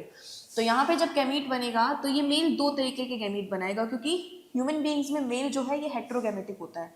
Mail को हम क्या बोलते हैं, दैट मेल इज हेट्रोगैमेटिक, यानी कि ये दो टाइप्स के गैमीट बनाएगा, ठीक है। कितने टाइप्स के गैमीट बनाएगा, दो टाइप के गैमीट बनाएगा, इसीलिए इसको हेट्रोगैमेटिक बोलते हैं। एक बनाएगा X टाइप का और दूसरा बनाएगा Y टाइप का, यानी कि दो टाइप्स के स्पर्म बनाएगा, ठीक है। ये क्या करेगा, दो टाइप्स के स्पर्म बनाएगा, एक बनाएगा X टाइप का और दूसरा बनाएगा Y टाइप का। इसमें हम लिख देते हैं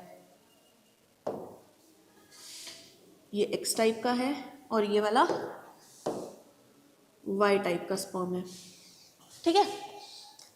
अब जो फीमेल होती है वो होती है होमोगेमेटिक, क्योंकि फीमेल में कंडीशन क्या होती है XX, इसलिए हम फीमेल को क्या बोलते हैं, दैट फीमेल इज होमोगेमेटिक, यानी कि single type of gamete will be formed, ठीक है। कितने टाइप के गैमीट बनाएगी फीमेल, सिंगल टाइप के गैमीट बनाएगी। सारे गैमीट्स कैसे होंगे इसके, X टाइप के, जितने भी ओवा बनेंगे, यानी कि ये भी क्या करेगी, ओवा तो दो बनाएगी, ठीक है, ओवा तो कितने बनेंगे यहाँ पे भी,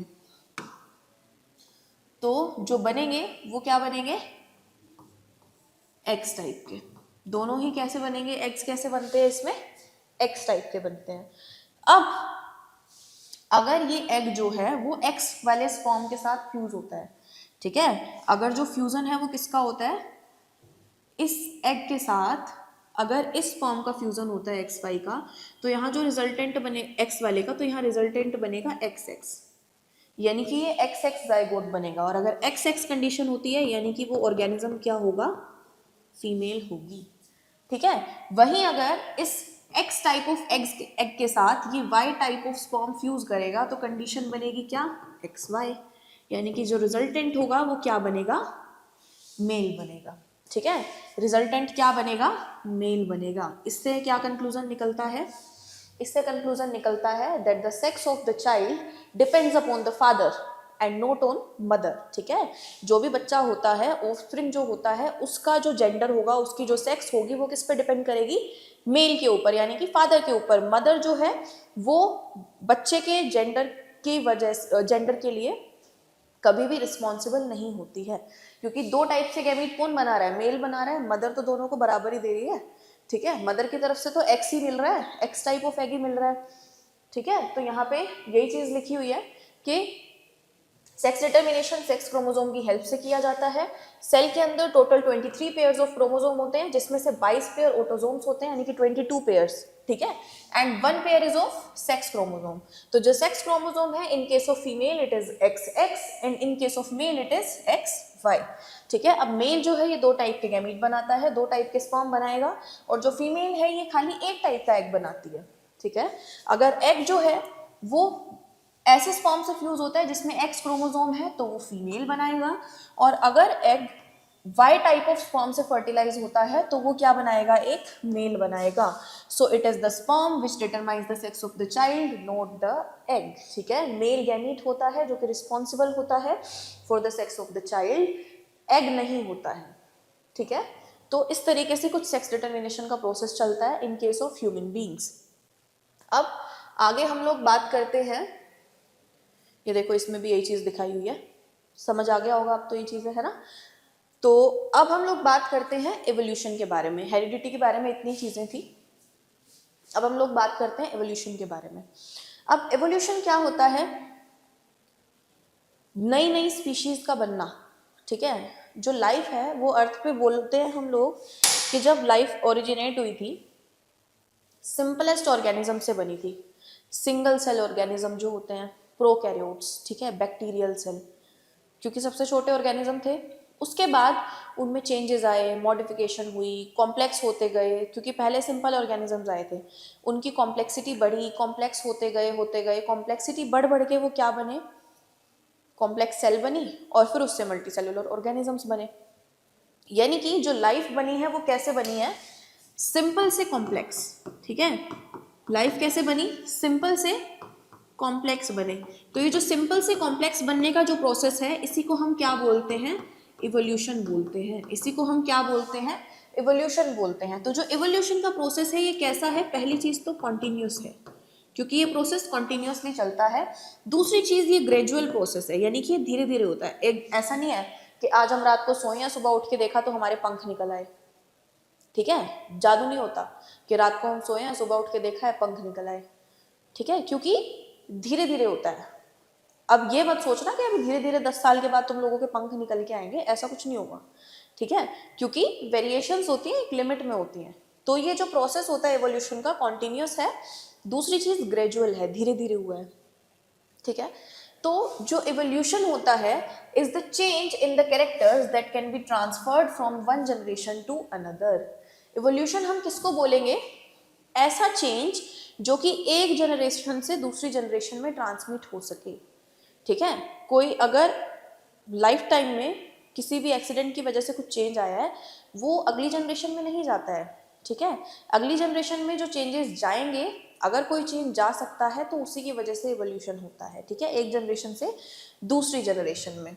तो इवोल्यूशन क्या है, it is a gradual change in the characteristic of a population of animals और प्लांट, यानी कि प्लांट्स या एनिमल की पॉपुलेशन में कोई चेंज, उसकी कैरेक्टरिस्टिक में चेंज सक्सेसिव जनरेशन में, एक के बाद एक जो जनरेशन आई उसमें चेंज होता गया, ठीक है, that result in origin of existing species from ancestors unlike them।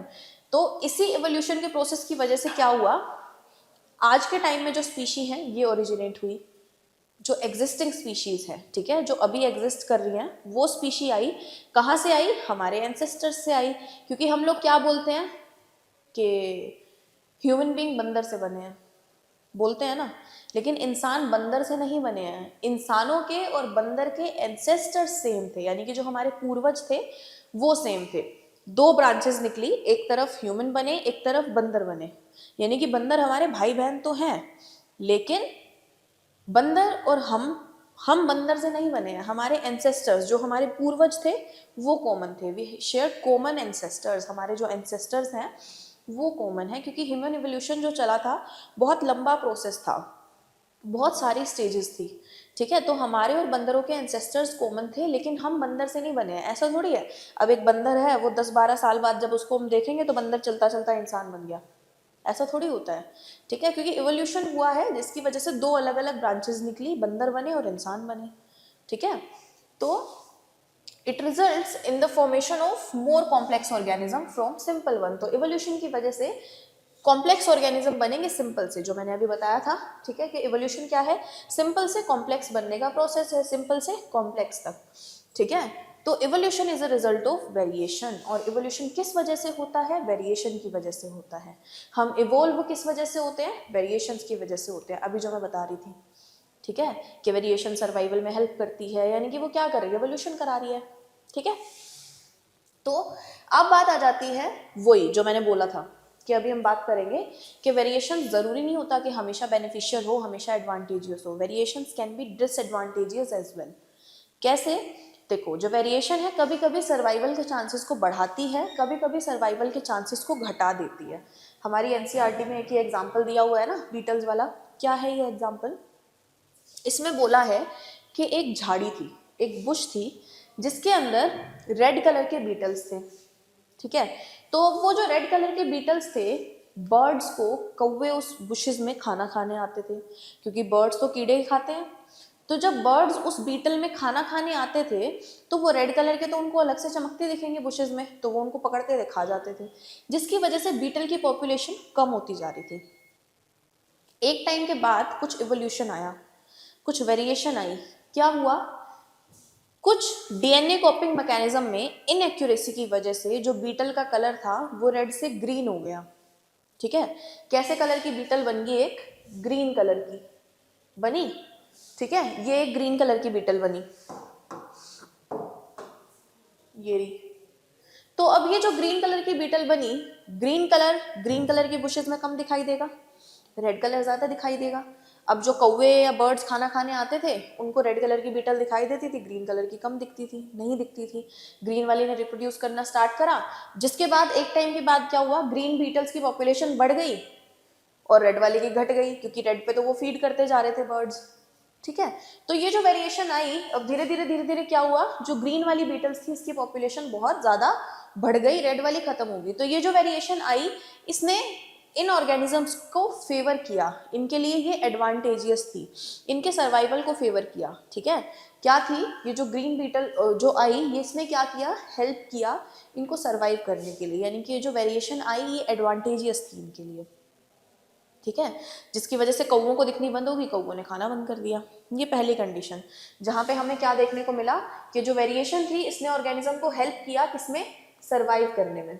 ठीक है, किसमें हेल्प किया इसने ऑर्गेनिज्म को, सर्वाइव करने में, इसने सर्वाइवल के चांसेस बढ़ा दिए। ठीक है, अब दूसरी कंडीशन क्या है, जब उसने सर्वाइवल के चांसेस पे कोई फर्क ही नहीं पड़ा। कैसे नहीं पड़ा, एक कंडीशन और बनाते हैं यहाँ पे हम। ठीक है, एक कंडीशन और बनाते हैं जिसमें कि क्या हुआ,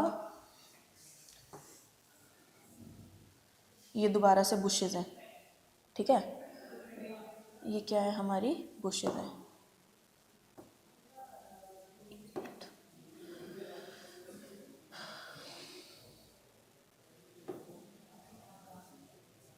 चलो,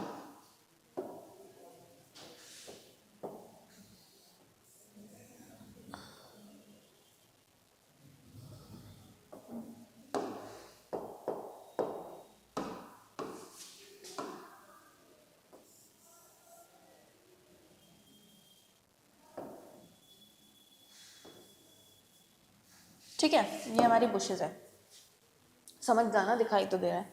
अब इसमें पहले थी रेड कलर की बीटल्स। ठीक है, रेड कलर की बीटल्स थी।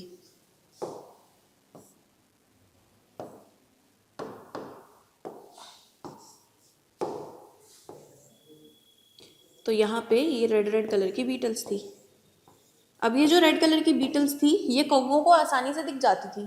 ठीक है, एक दिन कुछ वेरिएशन आई डीएनए कॉपिंग मैकेनिज्म में ड्यूरिंग सेक्सुअल रिप्रोडक्शन, जिसकी वजह से यहाँ पे एक नई कलर की बीटल आई which was of blue colour.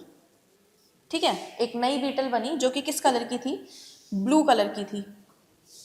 अब ब्लू वाले की भी पॉपुलेशन बढ़ी। ठीक है, ब्लू वाले ने भी रिप्रोड्यूस करा तो इसकी भी पॉपुलेशन बढ़ी। ठीक है, कुछ बीटल्स ब्लू होगी, कुछ बीटल्स यहाँ पे अभी भी रेड थी। ठीक है, लेकिन कोई भी फायदा तो नहीं हुआ। ठीक है, इनको कोई बेनिफिट तो नहीं हुआ। ऊपर जो था ग्रीन वाली जो इवोल्यूशन आई थी उससे उनको बेनिफिट हो रहा था, क्या, दिखना बंद हो गई थी क्रोज को, बर्ड्स को दिखना बंद हो गई थी तो वो सर्वाइव कर गई।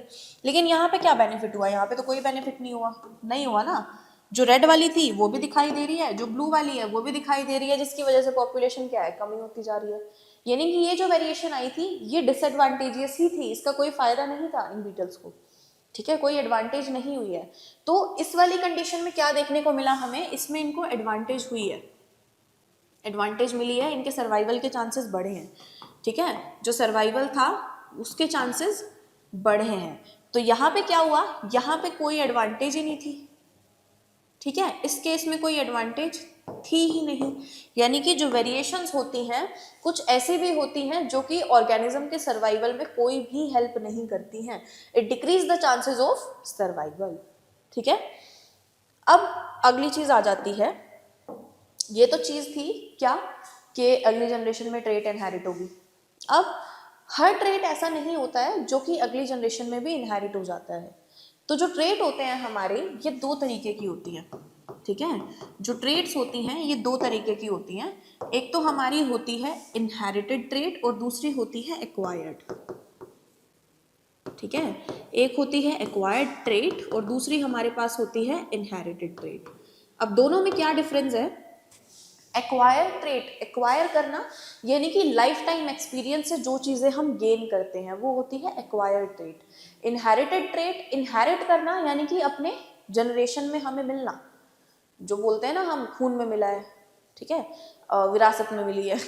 तो इनहेरिट करना यानी कि जो हमें हमारे एंसेस्टर्स से मिली है या फिर हमारे अगली जनरेशन में जो पास ऑन होगी वो ट्रेट्स होती हैं इनहेरिटेबल ट्रेट्स, या फिर इनहेरिटेड ट्रेट्स जो हमने इनहेरिट करी है अपनी पेरेंट्स से इनहेरिट करी है। तो एक्वायर्ड ट्रेट जो होती है ना बेटा वो अगली जनरेशन में पास नहीं होती है। जैसे कि मान लो कोई ऑर्गन इंजरी हुई, ठीक है, बर्थ के टाइम पे कोई ऑर्गेनिज्म नॉर्मल था, बिकॉज ऑफ एनी रीज़न कुछ गड़बड़ हुई, मान लो कुछ स्टोन हो गया गॉल ब्लैडर में, तो वो गॉल ब्लैडर उनका रिमूव करना पड़ा। अब ऐसा थोड़ी है जो उसकी अगली आने वाली जनरेशन होगी उन बच्चों की गॉल ब्लैडर ही नहीं होगा।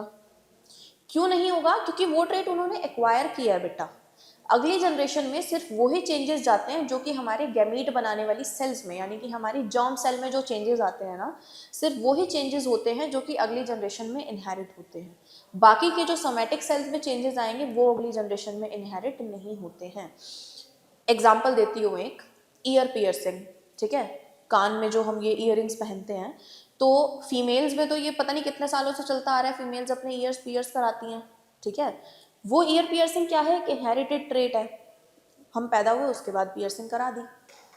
तो अगर जो लाइफ टाइम एक्सपोजर में जो हमें कैरेक्टर्स मिलते हैं अगर वो अगली जनरेशन में पास होते तो अब तक तो फीमेल में इवोल्यूशन आ जानी चाहिए थी कि जितनी भी फीमेल्स हैं उनके ईयर्स ऑलरेडी पियर्स हैं, कराने की ज़रूरत ही नहीं पड़ रही है। लेकिन ऐसा नहीं हुआ। क्यों नहीं हुआ?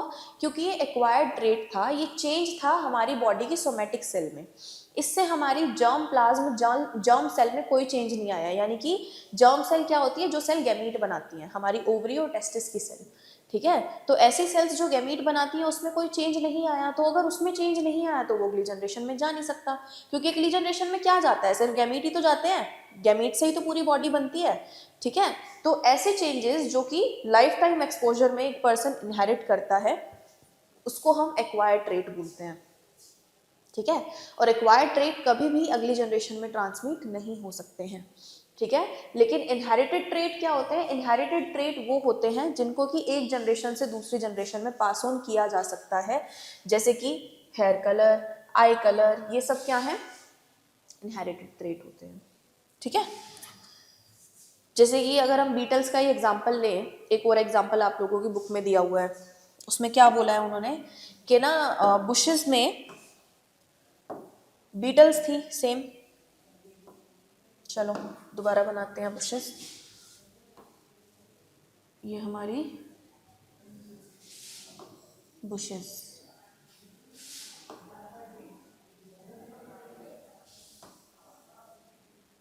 ठीक है। उन्होंने क्या बोला कि बीटल थी बुशेस में, ठीक है। बुशेस में हमारे नॉर्मल बीटल्स थी, अरे ये तो कुछ ज़्यादा ही मोटी होगी,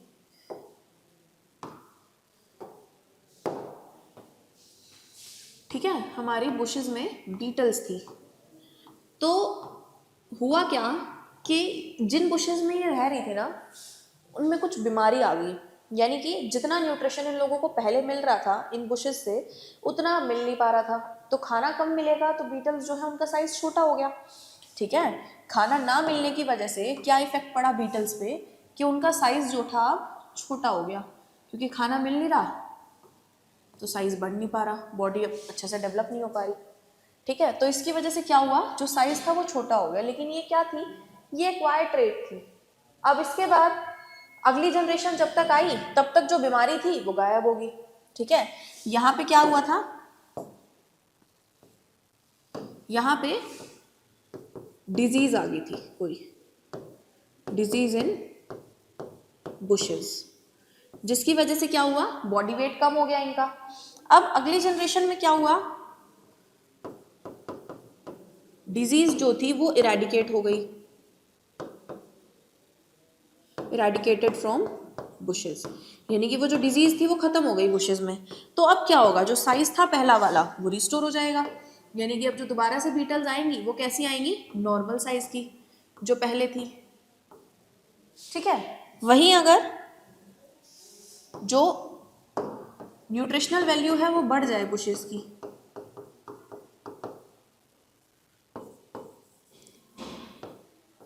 न्यूट्रिशनल वैल्यू जो है इंक्रीज हो गई बुशेस की, तो अब क्या होगा, बीटल्स और भी मोटी हो जाएंगी, है ना। बीटल्स जो है वो क्या होंगे, उनका साइज और भी बढ़ जाएगा, जो बीटल्स हैं इनका साइज और भी बढ़ जाएगा। लेकिन ये जो चेंजेस हैं ये इनकी बॉडी में आ रहे हैं लाइफ टाइम एक्सपोजर से, इनको मिला है, इनकी जर्म सेल में कोई चेंज नहीं आया है। यानी कि जो चेंजेस हैं ये अगली जनरेशन में नहीं जा सकते हैं। जैसे कि ये था, उसके बाद ये आया, तो अगर ये जो पतली पतली बुशेस बीटल्स हो गई थी, तो अगर ये चेंज अगर अगली जनरेशन में जा सकता तो ये बीटल्स भी छोटी होनी चाहिए थी, वो नहीं हुई। क्यों नहीं हुई, क्योंकि वो एक एक्वायर्ड चेंज था। ठीक है, वो कैरेक्टर कैसा था, एक्वायर्ड कैरेक्टर था, और एक्वायर्ड कैरेक्टर अगली जनरेशन में पास ऑन नहीं होते हैं।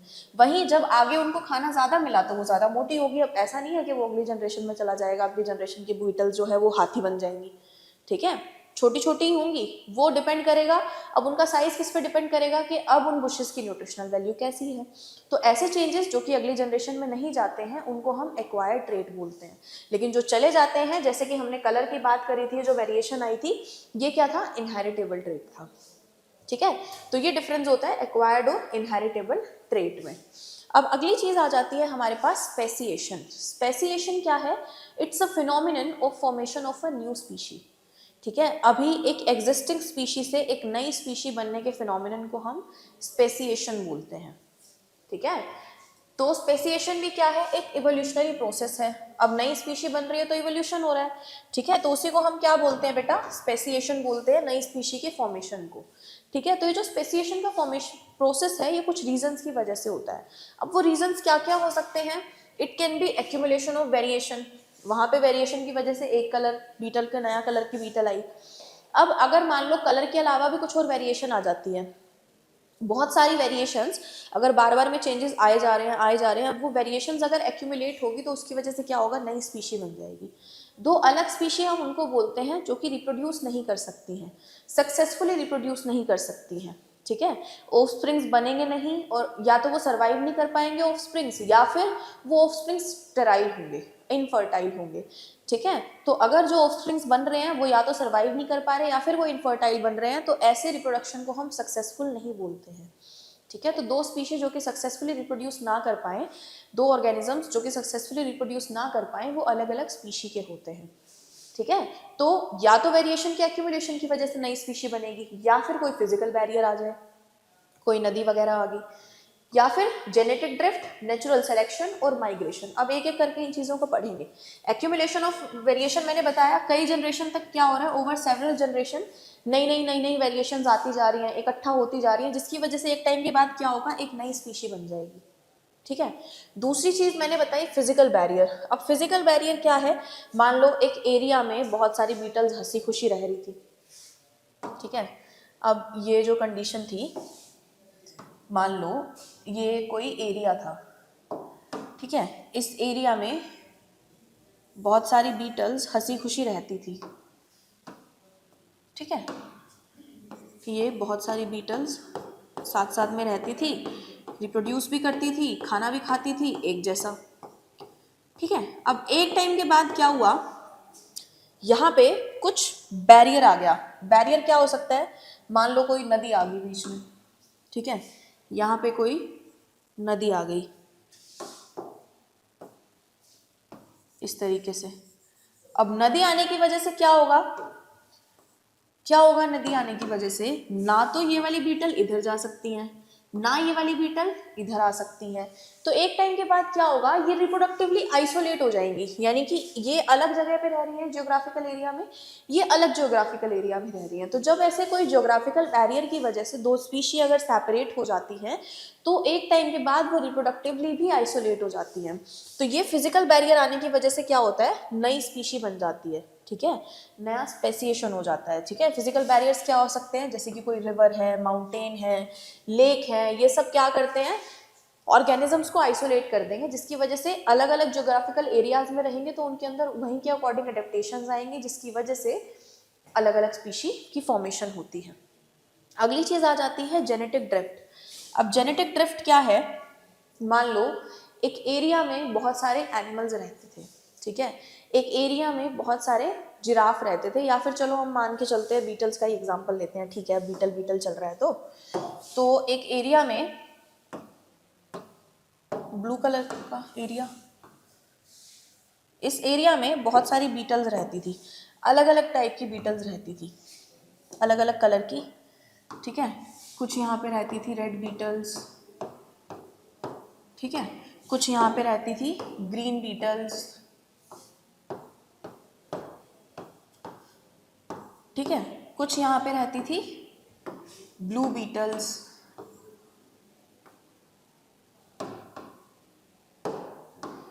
ठीक है, कुछ यहाँ पे ब्लू बीटल्स रहती थी। अब क्या हुआ, इस एरिया में बहुत सारी बीटल्स रहती थी, सडनली यहाँ पे कोई नेचुरल क्लैमिटी आई, हम मान के चलते हैं कि जिस एरिया में ये रहती थी वहाँ पे कोई नेचुरल क्लैमिटी आई, फ्लड आया, मान लो बाढ़ आई, जिसकी वजह से क्या हुआ, इसमें से किसी एक कलर की बीटल्स पूरी तरह से खत्म हो गई, पानी में बह गई, बाकी के दो कलर्स की बीटल थोड़ी थोड़ी बची, लेकिन एक कलर की बीटल्स पूरी बह गई। यानी कि इस एरिया में जो अलग अलग तरीके की जीन रह रही थी, किसी एरिया में जो अलग अलग तरीके की जीन कॉम्पोजिशन रहती है ना, उसको हम जीन पूल बोलते हैं, ठीक है। तो जेनेटिक ड्रिफ्ट की वजह से क्या आता है, जीन पूल में चेंज आता है। तो मान लो क्या हुआ, फ्लड आई, फ्लड आने की वजह से यहाँ पे क्या हुआ, जो ये जीन्स रह रही थी ना, इसमें से आधी बह गई, ठीक है, इसमें से क्या हुआ, आधी बह गई। जो ब्लू वाली बीटल्स थी वो पूरी तरीके से खत्म हो गई, यहाँ पे बची कौन सी, थोड़ी सी रेड बच गई और थोड़ी सी ग्रीन बच गई। तो अब क्या होगा, ब्लू वाली तो पूरी खत्म होगी, अब जो अगली जनरेशन आएगी उसमें कौन सी बीटल्स बचेंगी, खाली रेड रहेंगी और ग्रीन रहेंगी, क्योंकि जो ब्लू वाली थी वो तो बाढ़ में बह गई, तो वो ब्लू वाली तो यहाँ से खत्म होगी, रेड और ग्रीन ही मिलेंगी।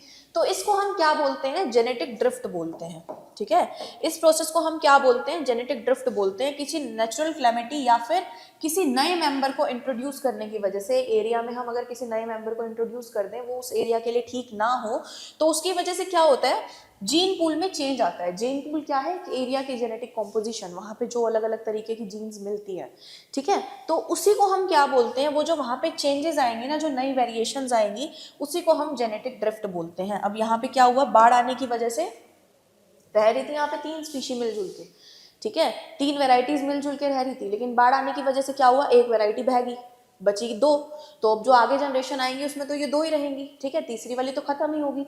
इसी को हम क्या बोलते हैं बेटा, जेनेटिक ड्रिफ्ट बोलते हैं, ठीक है। अब अगली चीज आ जाती है हमारे पास नेचुरल सिलेक्शन। नेचुरल सिलेक्शन क्या है, नेचुरल सिलेक्शन यही होता है, नेचर जिसको सेलेक्ट करती है, ठीक है। जो यहाँ पे था, ये जो एग्जाम्पल हमने पढ़ा था, इसमें क्या था, इसमें 2 तरीके की बीटल्स थी। बर्ड्स जो थी उनको रेड वाली, रेड और ग्रीन 2 कलर की हो गई थी, अब बर्ड्स को रेड वाली दिखाई दे रही थी, ग्रीन नहीं दिख रही थी, तो ग्रीन वाले की पॉपुलेशन बढ़ गई। यानी कि यहाँ पे जो नेचुरल सिलेक्शन था, नेचर ने जो सिलेक्शन किया, नेचर ने फेवर किया किसको, ग्रीन वाली बीटल को, ठीक है। नेचर ने किसको फेवर किया बेटा, ग्रीन वाली बीटल को ओवर रेड वन, जिसकी वजह से जो ग्रीन थी वो सर्वाइव कर गई और रेड वाली खत्म हो गई, तो जो ग्रीन है वो एक नई स्पीशी बन गई, ठीक है। तो इसी को हम क्या बोलते हैं, नेचुरल सिलेक्शन बोलते हैं। यानी कि नेचर क्या करता है बेटा, नेचर ऐसे कैरेक्टर्स को सेलेक्ट करता है जो कि मैक्सिमली रिप्रोड्यूस कर पाए, ठीक है, अपनी आपकी पॉपुलेशन को बढ़ा पाए, सक्सेसफुली रिप्रोड्यूस कर पाए, ठीक है, तो उसको क्या करता है, नेचर सेलेक्ट कर लेता है। इसी को हम क्या बोलते हैं, नेचुरल सिलेक्शन बोलते हैं। यानी कि नेचर ऐसी वेरिएशंस को सेलेक्ट करेगा जो कि यूजफुल हो, ठीक है, ऐसी वेरिएशंस को नेचर सेलेक्ट करेगा जो कि यूजफुल हो, एनवायरनमेंट को अडेप्ट कर पाए। जैसे कि वहाँ पे रेड और ग्रीन कलर की थी, तो जो ग्रीन वाली थी उसने आपको अडेप्ट कर लिया था, अपने अंदर कुछ चेंजेस ले आए थे, जिसकी वजह से वो उन बर्ड्स में भी सर्वाइव कर पाया, रेड वाला नहीं कर पाया, तो नेचर ने ग्रीन वाले को सेलेक्ट कर लिया, ठीक है। तो नेचर ऐसी वेरिएशन को सेलेक्ट करता है विच आर यूजफुल, ठीक है। तो इसी प्रोसेस को हम नेचुरल सिलेक्शन बोलते हैं। और लास्ट क्या है, माइग्रेशन, ठीक है। माइग्रेशन की वजह से भी चेंजेस आते हैं जीन्स में, जीन पूल में चेंज आएगा। कैसे चेंज आएगा, मान लो ये जीन पूल है, ये हमारा जीन पूल है, कुछ ऑर्गेनिजम्स आ रहे हैं जिस प्रोसेस को हम इमिग्रेशन बोलते हैं। इमिग्रेशन यानी कि आना, ठीक है, इमिग्रेशन का मतलब क्या है, आना। और कुछ ऑर्गेनिजम्स इसमें से चले जाएंगे जिसको हम एमिग्रेशन बोलते हैं।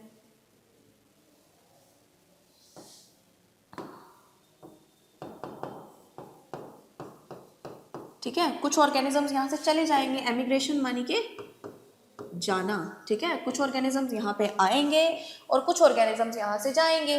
तो जो ऑर्गेनिजम्स यहाँ आएंगे वो इस जीन पूल पे पॉजिटिव इफेक्ट डालेंगे, जो लोग यहाँ से जाएंगे वो इस जीन पूल पे नेगेटिव इफेक्ट डालेंगे। आने वाले पॉजिटिव क्यों डालेंगे? क्योंकि नई जीन्स आएंगी। जाने वाले नेगेटिव डालेंगे क्योंकि जीन पूल में से जीन्स चली जाएंगी। ठीक है, तो इस माइग्रेशन, इस पूरे प्रोसेस को माइग्रेशन बोलते हैं, आने जाने के प्रोसेस को माइग्रेशन बोलते हैं। तो इस माइग्रेशन की वजह से क्या हो रहा है, कुछ वेराइटीज आ रही हैं, कुछ वेराइटीज जा रही हैं, कुछ वेरिएशंस नहीं आएंगी, कुछ चली जाएंगी। ठीक है, तो इसी को हम क्या बोलते हैं, माइग्रेशन बोलते हैं। और माइग्रेशन भी एक रीजन होता है जिसकी वजह से नई स्पीशीज जो है उनकी डेवलपमेंट होती है। तो ये कुछ रीजंस होते हैं जिनकी वजह से नई स्पीशी की फॉर्मेशन होती है। ठीक है, सो आई होप कि स्पेसिएशन का प्रोसेस आप लोगों को क्लियर है। अब हम बात करते हैं एविडेंसेस ऑफ इवोल्यूशन कि अब ठीक है, हमने बात कर ली इवोल्यूशन, इवोल्यूशन होता है, स्पीशीज बनती हैं। ठीक है, बंदर और इंसान एक कॉमन एंसेस्टर से बने हैं या फिर सिंपल ऑर्गेनिज्म से कॉम्प्लेक्स बने हैं। तो वो कैसे बने हैं, कहाँ पे है एविडेंस, हम तो नहीं मानते। ठीक है, तो उन चीज़ों को प्रूव करने के लिए क्या है, हमारे पास कुछ एविडेंसेस हैं। अब वो एविडेंसेस क्या है, they can be homologous organs, analogous organs, vestigial organs, fossils. ये इवोल्यूशन के बारे में पता कैसे चला, कॉमन एंसेस्टर्स के बारे में वजह से, यानी कि दो ऑर्गेनिजम्स जो ज़्यादा सिमिलर हैं। ठीक है, एक जैसे कैरेक्टर, जैसे कुछ बच्चे होते हैं उनकी हरकतें बंदरों वाली होती हैं। ठीक है, क्योंकि हमारे एंसेस्टर्स कॉमन थे, तो जो ऑर्गेनिज्म ज़्यादा रिलेटेड होते हैं उनके common ancestors close common ancestors होते हैं। ठीक है, तो such some basic characteristics are shared by most organisms. The more characters two species will have in common, the more closely they are related to each other, the more recently they will have a common ancestor. यानी कि जितने ज़्यादा characteristic दो organism share करेंगे उतने ही ज़्यादा closely वो related होंगे और उतने ही ज़्यादा रिसेंट उनके कॉमन एंसेस्टर होंगे। ठीक है, उनके जो कॉमन एंसेस्टर है उतने ही ज़्यादा रिसेंट होंगे, यानी कि अभी अभी में होंगे। ठीक है, तो अब यहाँ पे कॉमन फीचर जो है, क्या क्या चीज़ें हमारे मेन एविडेंस है इवोल्यूशन की स्टडी में। तो सबसे पहले हम लोग बात करते हैं होमोलोगस ऑर्गन के बारे में। होमोलोगस ऑर्गन क्या है, देखो होमोलोगस का मतलब है सिमिलर स्ट्रक्चर, इंपॉर्टेंट है ये होमोलोगस एनालोगस ऑर्गन। ठीक है, डिफरेंट फंक्शन। ठीक है, यानी कि स्ट्रक्चर एक जैसा है, होमो यानी कि सेम, होमोलोगस यानी कि सेम स्ट्रक्चर। ठीक है, होमोलोगस ऑर्गन क्या है, जिनका बेसिक स्ट्रक्चर जो है वो सेम है लेकिन अलग अलग फंक्शन है। जैसे कि जो 4 लिम्स होते हैं किस किस के, फ्रॉग का, लिजर्ड का, बर्ड का, ह्यूमन का, चारों अलग अलग क्लासेस से बिलोंग करते हैं। फ्रॉग जो है ये बिलोंग करता है हमारा एम्फीबियन, एम्फीबियन है ये, एम्फीबिया से बिलोंग करता है। लिजर्ड जो है ये हमारी रेप्टाइल है। ठीक है, वहीं जो बर्ड है हमारा ये एव्स से बिलोंग करता है। Human being belongs to mammal. ठीक है, इन क्लासेस से बिलोंग करते हैं ये, लेकिन इन चारों में अगर हम देखें क्लोजली रिलेटेड है ये, क्योंकि चारों में 4 लिम्स होते हैं, 2 फोर लिम्ब होते हैं, 2 हाइंड लिम्ब होते हैं। ठीक है, 2 हाथ 2 पैर, तो चारों को टेट्रापोडा में हम काउंट करते हैं, चारों टेट्रापोडा में आते हैं। टेट्रापोडा यानी कि 4 पोड्स, 4 पैर, 4 लिम्स, 2 फोर लिम्स और 2 हाइंड लिम्स। सॉरी, तो यहाँ पे क्या है, इन चारों को, चारों अलग अलग क्लासेस से बिलोंग करते हैं। चारों का जो 4 लिम्ब है इसका स्ट्रक्चर सेम है। देखो यहाँ पे एक बोन है सब में, जो हमारी ये वाली बोन होती है, ये वाली। ठीक है, यहाँ पे 2 बोन्स हैं, इस जगह पे 2 बोन्स हैं, ये वाली। ठीक है, जो यहाँ पे होती है, ये वाली जो होती है ना, यहाँ 2 बोन्स होती हैं, रेडियस और अल्ना। ठीक है, उसके बाद ये कार्पल की बोन, ये वाली इधर जो रिस्ट की होती हैं। ठीक है, दिख रहा है सिमिलर सिमिलर।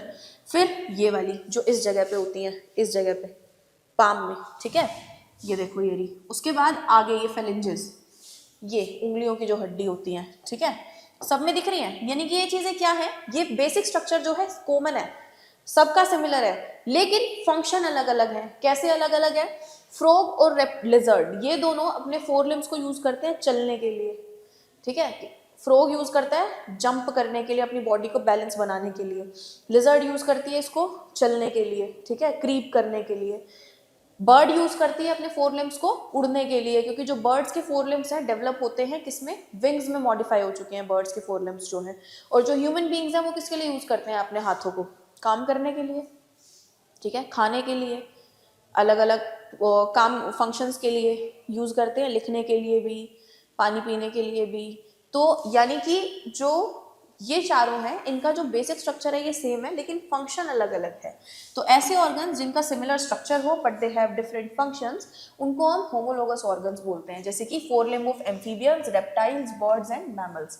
दूसरा एग्जाम्पल है thorns of bougainvillea and tendrils of cucurbita. ये जो थोन्स और टेंड्रिल की हम बात कर रहे हैं ना, ये दोनों स्टेम की मॉडिफिकेशन है बेटा। ये दोनों क्या है, स्टेम मॉडिफिकेशन है। अब दोनों स्टेम की मॉडिफिकेशन है तो दोनों का जो बेसिक स्ट्रक्चर है वो तो सेम होगा, क्योंकि स्टेम तो स्टेम है, स्टेम का बेसिक स्ट्रक्चर तो सेम होता है, अंदर जो टाइप की सेल्स होती है वो तो सेम है। तो दोनों स्टेम की मॉडिफिकेशन है, स्ट्रक्चर तो दोनों का सेम है, लेकिन फंक्शन अलग अलग है। टेंड्रिल किस में हेल्प करते हैं, पतली पतली करली स्ट्रक्चर होते हैं जो कि क्लाइंबर्स में होते हैं, ऊपर ऊपर बेल जो होती है उनको चढ़ने में हेल्प करते हैं, ठीक है। और थोन्स क्या होते हैं, कांटे, डिफेंस प्रोवाइड करते हैं, डिफेंस में हेल्प करते हैं, ठीक है। तो ये होमोलोगस ऑर्गन के एग्जाम्पल हैं। अब आ जाता है हमारे पास एनालोगस ऑर्गन। एनालोगस क्या है, होमोलोगस का उल्टा, ठीक है। एनालोगस क्या है, होमोलोगस का उल्टा, यानी कि यहाँ पे क्या होगा, they will have different structure but similar function, यानी कि स्ट्रक्चर डिफरेंट है लेकिन फंक्शन सेम है, ठीक है। होमोलोगस ऑर्गन क्यों बने, क्लोजली रिलेटेड थे लेकिन अलग अलग सिलेक्शन प्रेशर बना जिसकी वजह से ये ऑर्गन्स अलग अलग काम के लिए यूज होने लगे। एनालोगस क्यों बने, ये ऑर्गेनिज्म बिलोंग करते हैं अलग अलग फाइलम से बहुत दूर दूर, लेकिन इनके ऊपर सेम सिलेक्शन प्रेशर अप्लाई हुआ जिसकी वजह से सेम काम करने लगे। जैसे कि wings of bat, bird and butterfly, इन तीनों के विंग्स यूज होते हैं किसके लिए, उड़ने के लिए। ये तीनों अपने पंख यूज करते हैं एक ही काम, उड़ने के लिए, लेकिन तीनों का स्ट्रक्चर अलग अलग है। बैट जो होती है और बर्ड, अब तुम बोलोगे मैम स्ट्रक्चर तो सेम था, बैट मैमल है, ठीक है, स्ट्रक्चर सेम था, ये वाला बोन्स का स्ट्रक्चर सेम है, लेकिन जो बर्ड के विंग्स होते हैं इसमें फेदर होते हैं, ठीक है, इसमें क्या होते हैं, फेदर्स होते हैं, पंख होते हैं। बैट में पंख नहीं होते हैं, स्किन फोल्ड्स होते हैं, ठीक है। स्किन होती है, खाल होती है, जिसकी वजह से जो शीट लाइक अपीयरेंस आती है विंग्स की, ठीक है। ये डिफरेंस होता है बैट और बर्ड के विंग में। और बटरफ्लाई में तो बोन्स है ही नहीं, इनके तो बने विंग्स अलग तरीके से हैं, काइटिनस स्केलेटन होता है इनका, ठीक है। इन दोनों के, इसके पास फेदर होते हैं। बटरफ्लाई, बर्ड और बैट, इन तीनों के विंग्स का अगर हम टेक्सचर देखेंगे ना बहुत अलग होता है, ठीक है। फंक्शन तीनों का सेम है, उड़ने में यूज होते हैं, लेकिन तीनों का जो स्ट्रक्चर है वो डिफरेंट होता है। ऐसे ऑर्गन्स को हम एनालोगस ऑर्गन्स बोलते हैं, ठीक है। अब आ जाते हैं वेस्टिजियल ऑर्गन्स पे। अब वेस्टिजियल ऑर्गन क्या है, वेस्टिजियल ऑर्गन ऐसे ऑर्गन्स होते हैं जो कि फंक्शनल थे हमारे एंसेस्टर्स में उनका काम था, लेकिन अब हमारे अंदर नहीं है तो वो रिड्यूस हो चुके हैं। जैसे कि टेल बोन, हमारे अंदर जो हमारी वर्टिब्री कॉलम होती है उसमें नीचे सबसे लास्ट में एक टेल बोन होती है, जो कि पहले पूंछ की हड्डी होती थी। पहले ऑर्गेनिजम्स की पूंछ होती थी, ठीक है।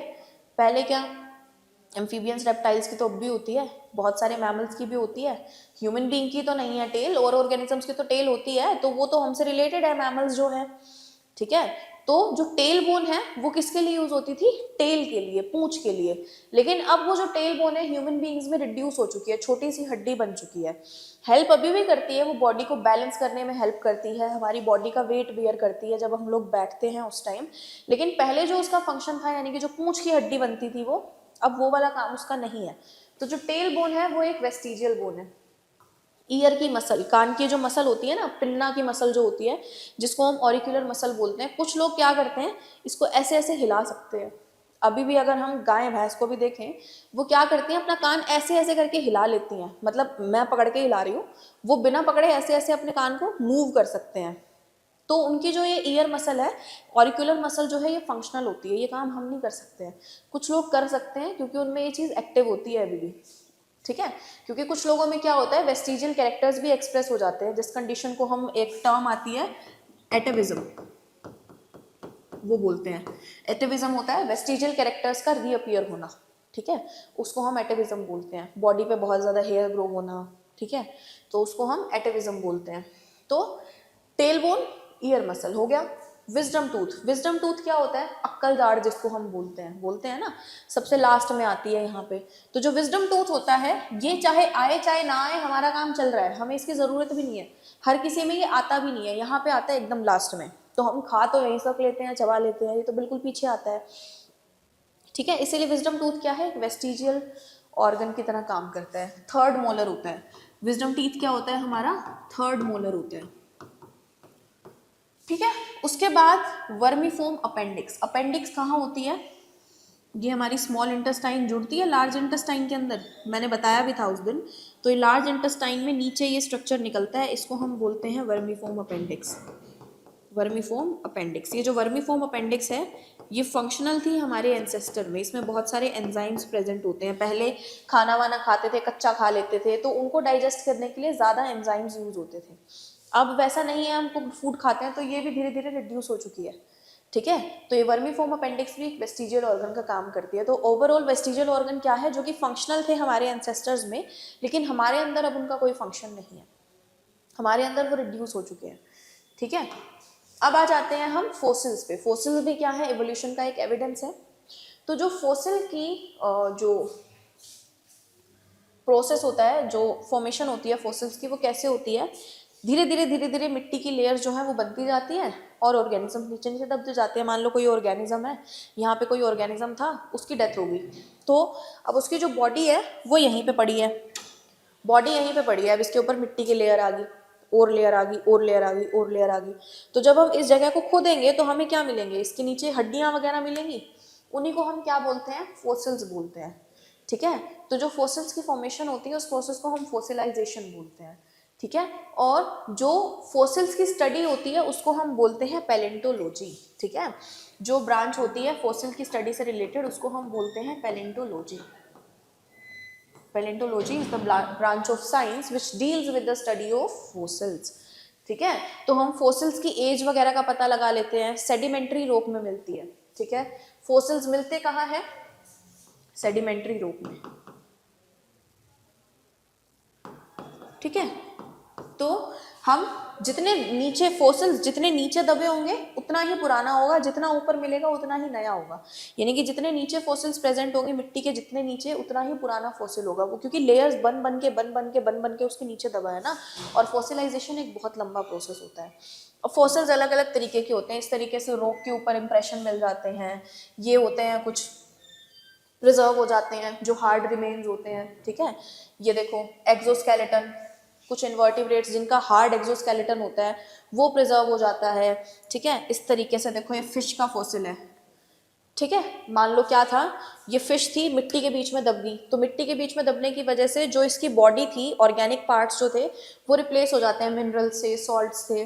तो जो इस फॉसिल को जब हम निकालेंगे तो ये कुछ ऐसा दिखाई देगा, क्योंकि यहाँ पे मिनरल्स और सॉल्ट एक्यूमुलेट हो जाते हैं। ये हड्डियाँ, ठीक है। एंडोस्केलेटन जो होता है ये भी एक फॉसिल का काम करता है, ठीक है।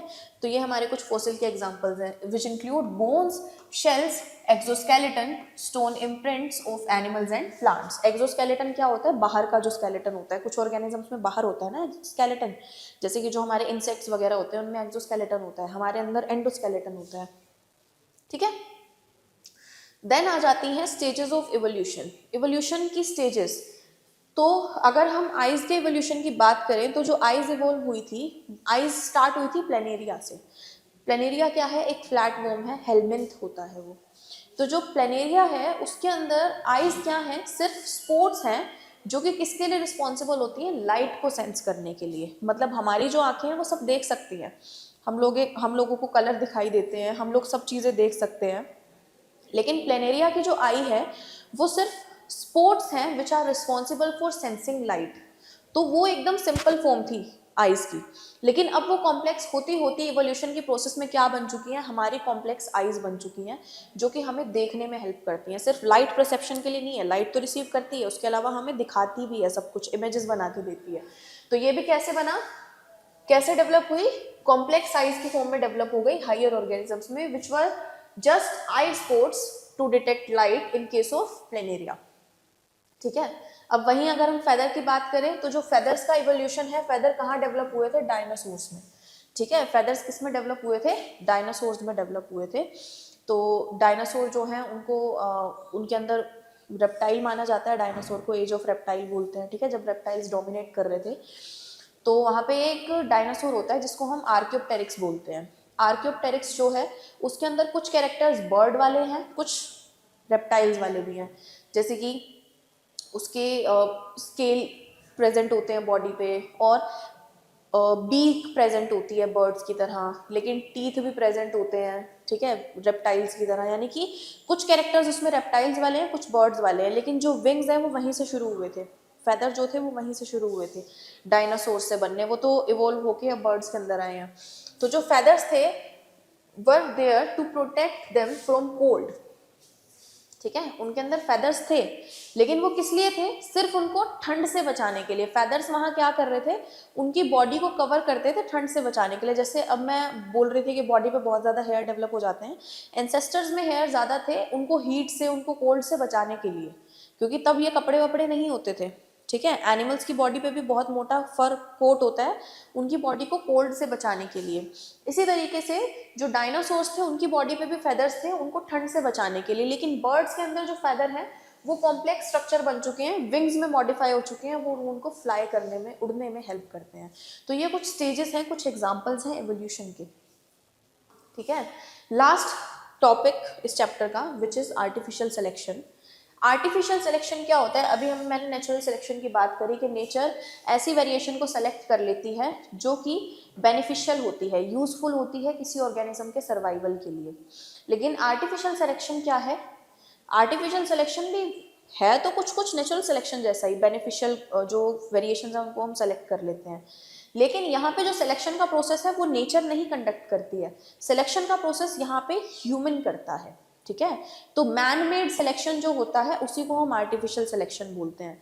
जैसे कि हम क्या करते हैं, डिफरेंट डिफरेंट वैरायटीज के जो प्लांट होते हैं, डिफरेंट डिफरेंट वैरायटीज के क्रॉप हैं, उनको हम मिला के क्या करते हैं, एक हाइब्रिड वैरायटी तैयार कर लेते हैं, ठीक है, जिसकी न्यूट्रिशनल वैल्यू भी ज़्यादा हो, जो कि अलग अलग टेम्परेचर्स को, अलग अलग क्लाइमेट रेंज को सर्वाइव भी कर सके, ट्रांसपोर्टेशन भी जिसका इजी हो, यील्ड भी जिसकी ज़्यादा हो, मतलब डिफरेंट डिफरेंट चीज़ें, ठीक है, जो उसमें बेनिफिशियल कैरेक्टर्स होते हैं उनको कंबाइन करके हम क्या करते हैं, एक हाइब्रिड तैयार कर लेते हैं। तो वो चीज़ हम अपनी मर्जी से कर रहे हैं, ठीक है, उसको हम क्या बोलते हैं, आर्टिफिशियल सिलेक्शन बोलते हैं। और आर्टिफिशियल सिलेक्शन को हम सेलेक्टिव ब्रीडिंग भी बोलते हैं, ठीक है। तो ये सेलेक्टिव ब्रीडिंग किसमें हेल्प करती है? ये हेल्प करती है in creating different looking organisms from same basic design. तो एक बेसिक डिजाइन से हम अलग अलग दिखने वाले ऑर्गेनिजम्स तैयार कर सकते हैं, ठीक है। जैसे कि म्यूल है, खच्चर किससे बना है? डोंकी और हॉर्स से, ठीक है, गधे और घोड़े को मिला के क्या बना है, खच्चर बना है। बेसिक डिजाइन सेम था, लेकिन हमने क्या किया, डिफरेंट लुकिंग ऑर्गेनिज्म तैयार कर लिया। अब खच्चर में क्या होता है, घोड़े की हाइट ज़्यादा होती है, गधे की हाइट छोटी होती है। खच्चर की हाइट गधे से ज़्यादा है, काम करेगा क्या, वजन ढोने का, लेकिन घोड़े से उसकी हाइट थोड़ी कम होती है, ठीक है। तो यहाँ पे क्या है, it is different from natural selection in a way that there the variation are selected by the human itself but not by the nature to create better variety of animal and plant. यानी कि natural selection से different कैसे artificial selection, यहाँ पे जो selection का process है वो नेचर नहीं करेगी, वैरायटी को नेचर सेलेक्ट नहीं करेगी, कौन सेलेक्ट करेगा, ह्यूमन बीइंग सेलेक्ट करेगा, ठीक है, ताकि एनिमल या फिर प्लांट की एक बेटर वैरायटी को बना सके बाय सेलेक्टिव ब्रीडिंग। एग्जाम्पल क्या है, कैबेज, ब्रोकली, कॉलीफ्लावर, ये सब क्या बने हैं, वाइल्ड कैबेज से। ये जो हमारी एनसीईआरटी में भी एग्जाम्पल है, ये हमारी वाइल्ड कैबेज है, इससे देखो हमने कितनी वैरायटीज बना दी है, ठीक है। हमारी कोलरबी है, इसके अलावा कॉलीफ्लावर है, ब्रोकली, कैबेज, ये रेड कैबेज, ये सब किससे बनी है, हमारी इस वाइल्ड कैबेज से बनी है। कैसे बनी है, सेलेक्टिव ब्रीडिंग के प्रोसेस से, आर्टिफिशियल सिलेक्शन से, ठीक है। तो ये सब होता है हमारा आर्टिफिशियल सिलेक्शन। तो आज हम लोगों ने हेरिडिटी के बारे में पढ़ा, वेरिएशंस के बारे में पढ़ा, इनहेरिटेबल एंड एक्वायर्ड ट्रेट्स के बारे में पढ़ा, हमने मेंडल के लॉज देखे, डिफरेंट डिफरेंट जो क्रॉसेस उसने किए थे उनके बारे में पढ़ा, मोनोहाइब्रिड, डाईहाइब्रिड क्रॉस, इवोल्यूशन का पूरा हमने प्रोसेस देखा, natural selection, artificial selection, speciation के बारे में पढ़ा, बहुत सारी चीज़ें हमने इस चैप्टर के बारे में पढ़ी, ठीक है। तो इस चैप्टर से रिलेटेड अगर आप लोगों के कोई भी डाउट्स हों तो आप लोग कमेंट सेक्शन में अपने डाउट्स ड्रॉप कर सकते हैं, ठीक है। So that's it for today, thank you.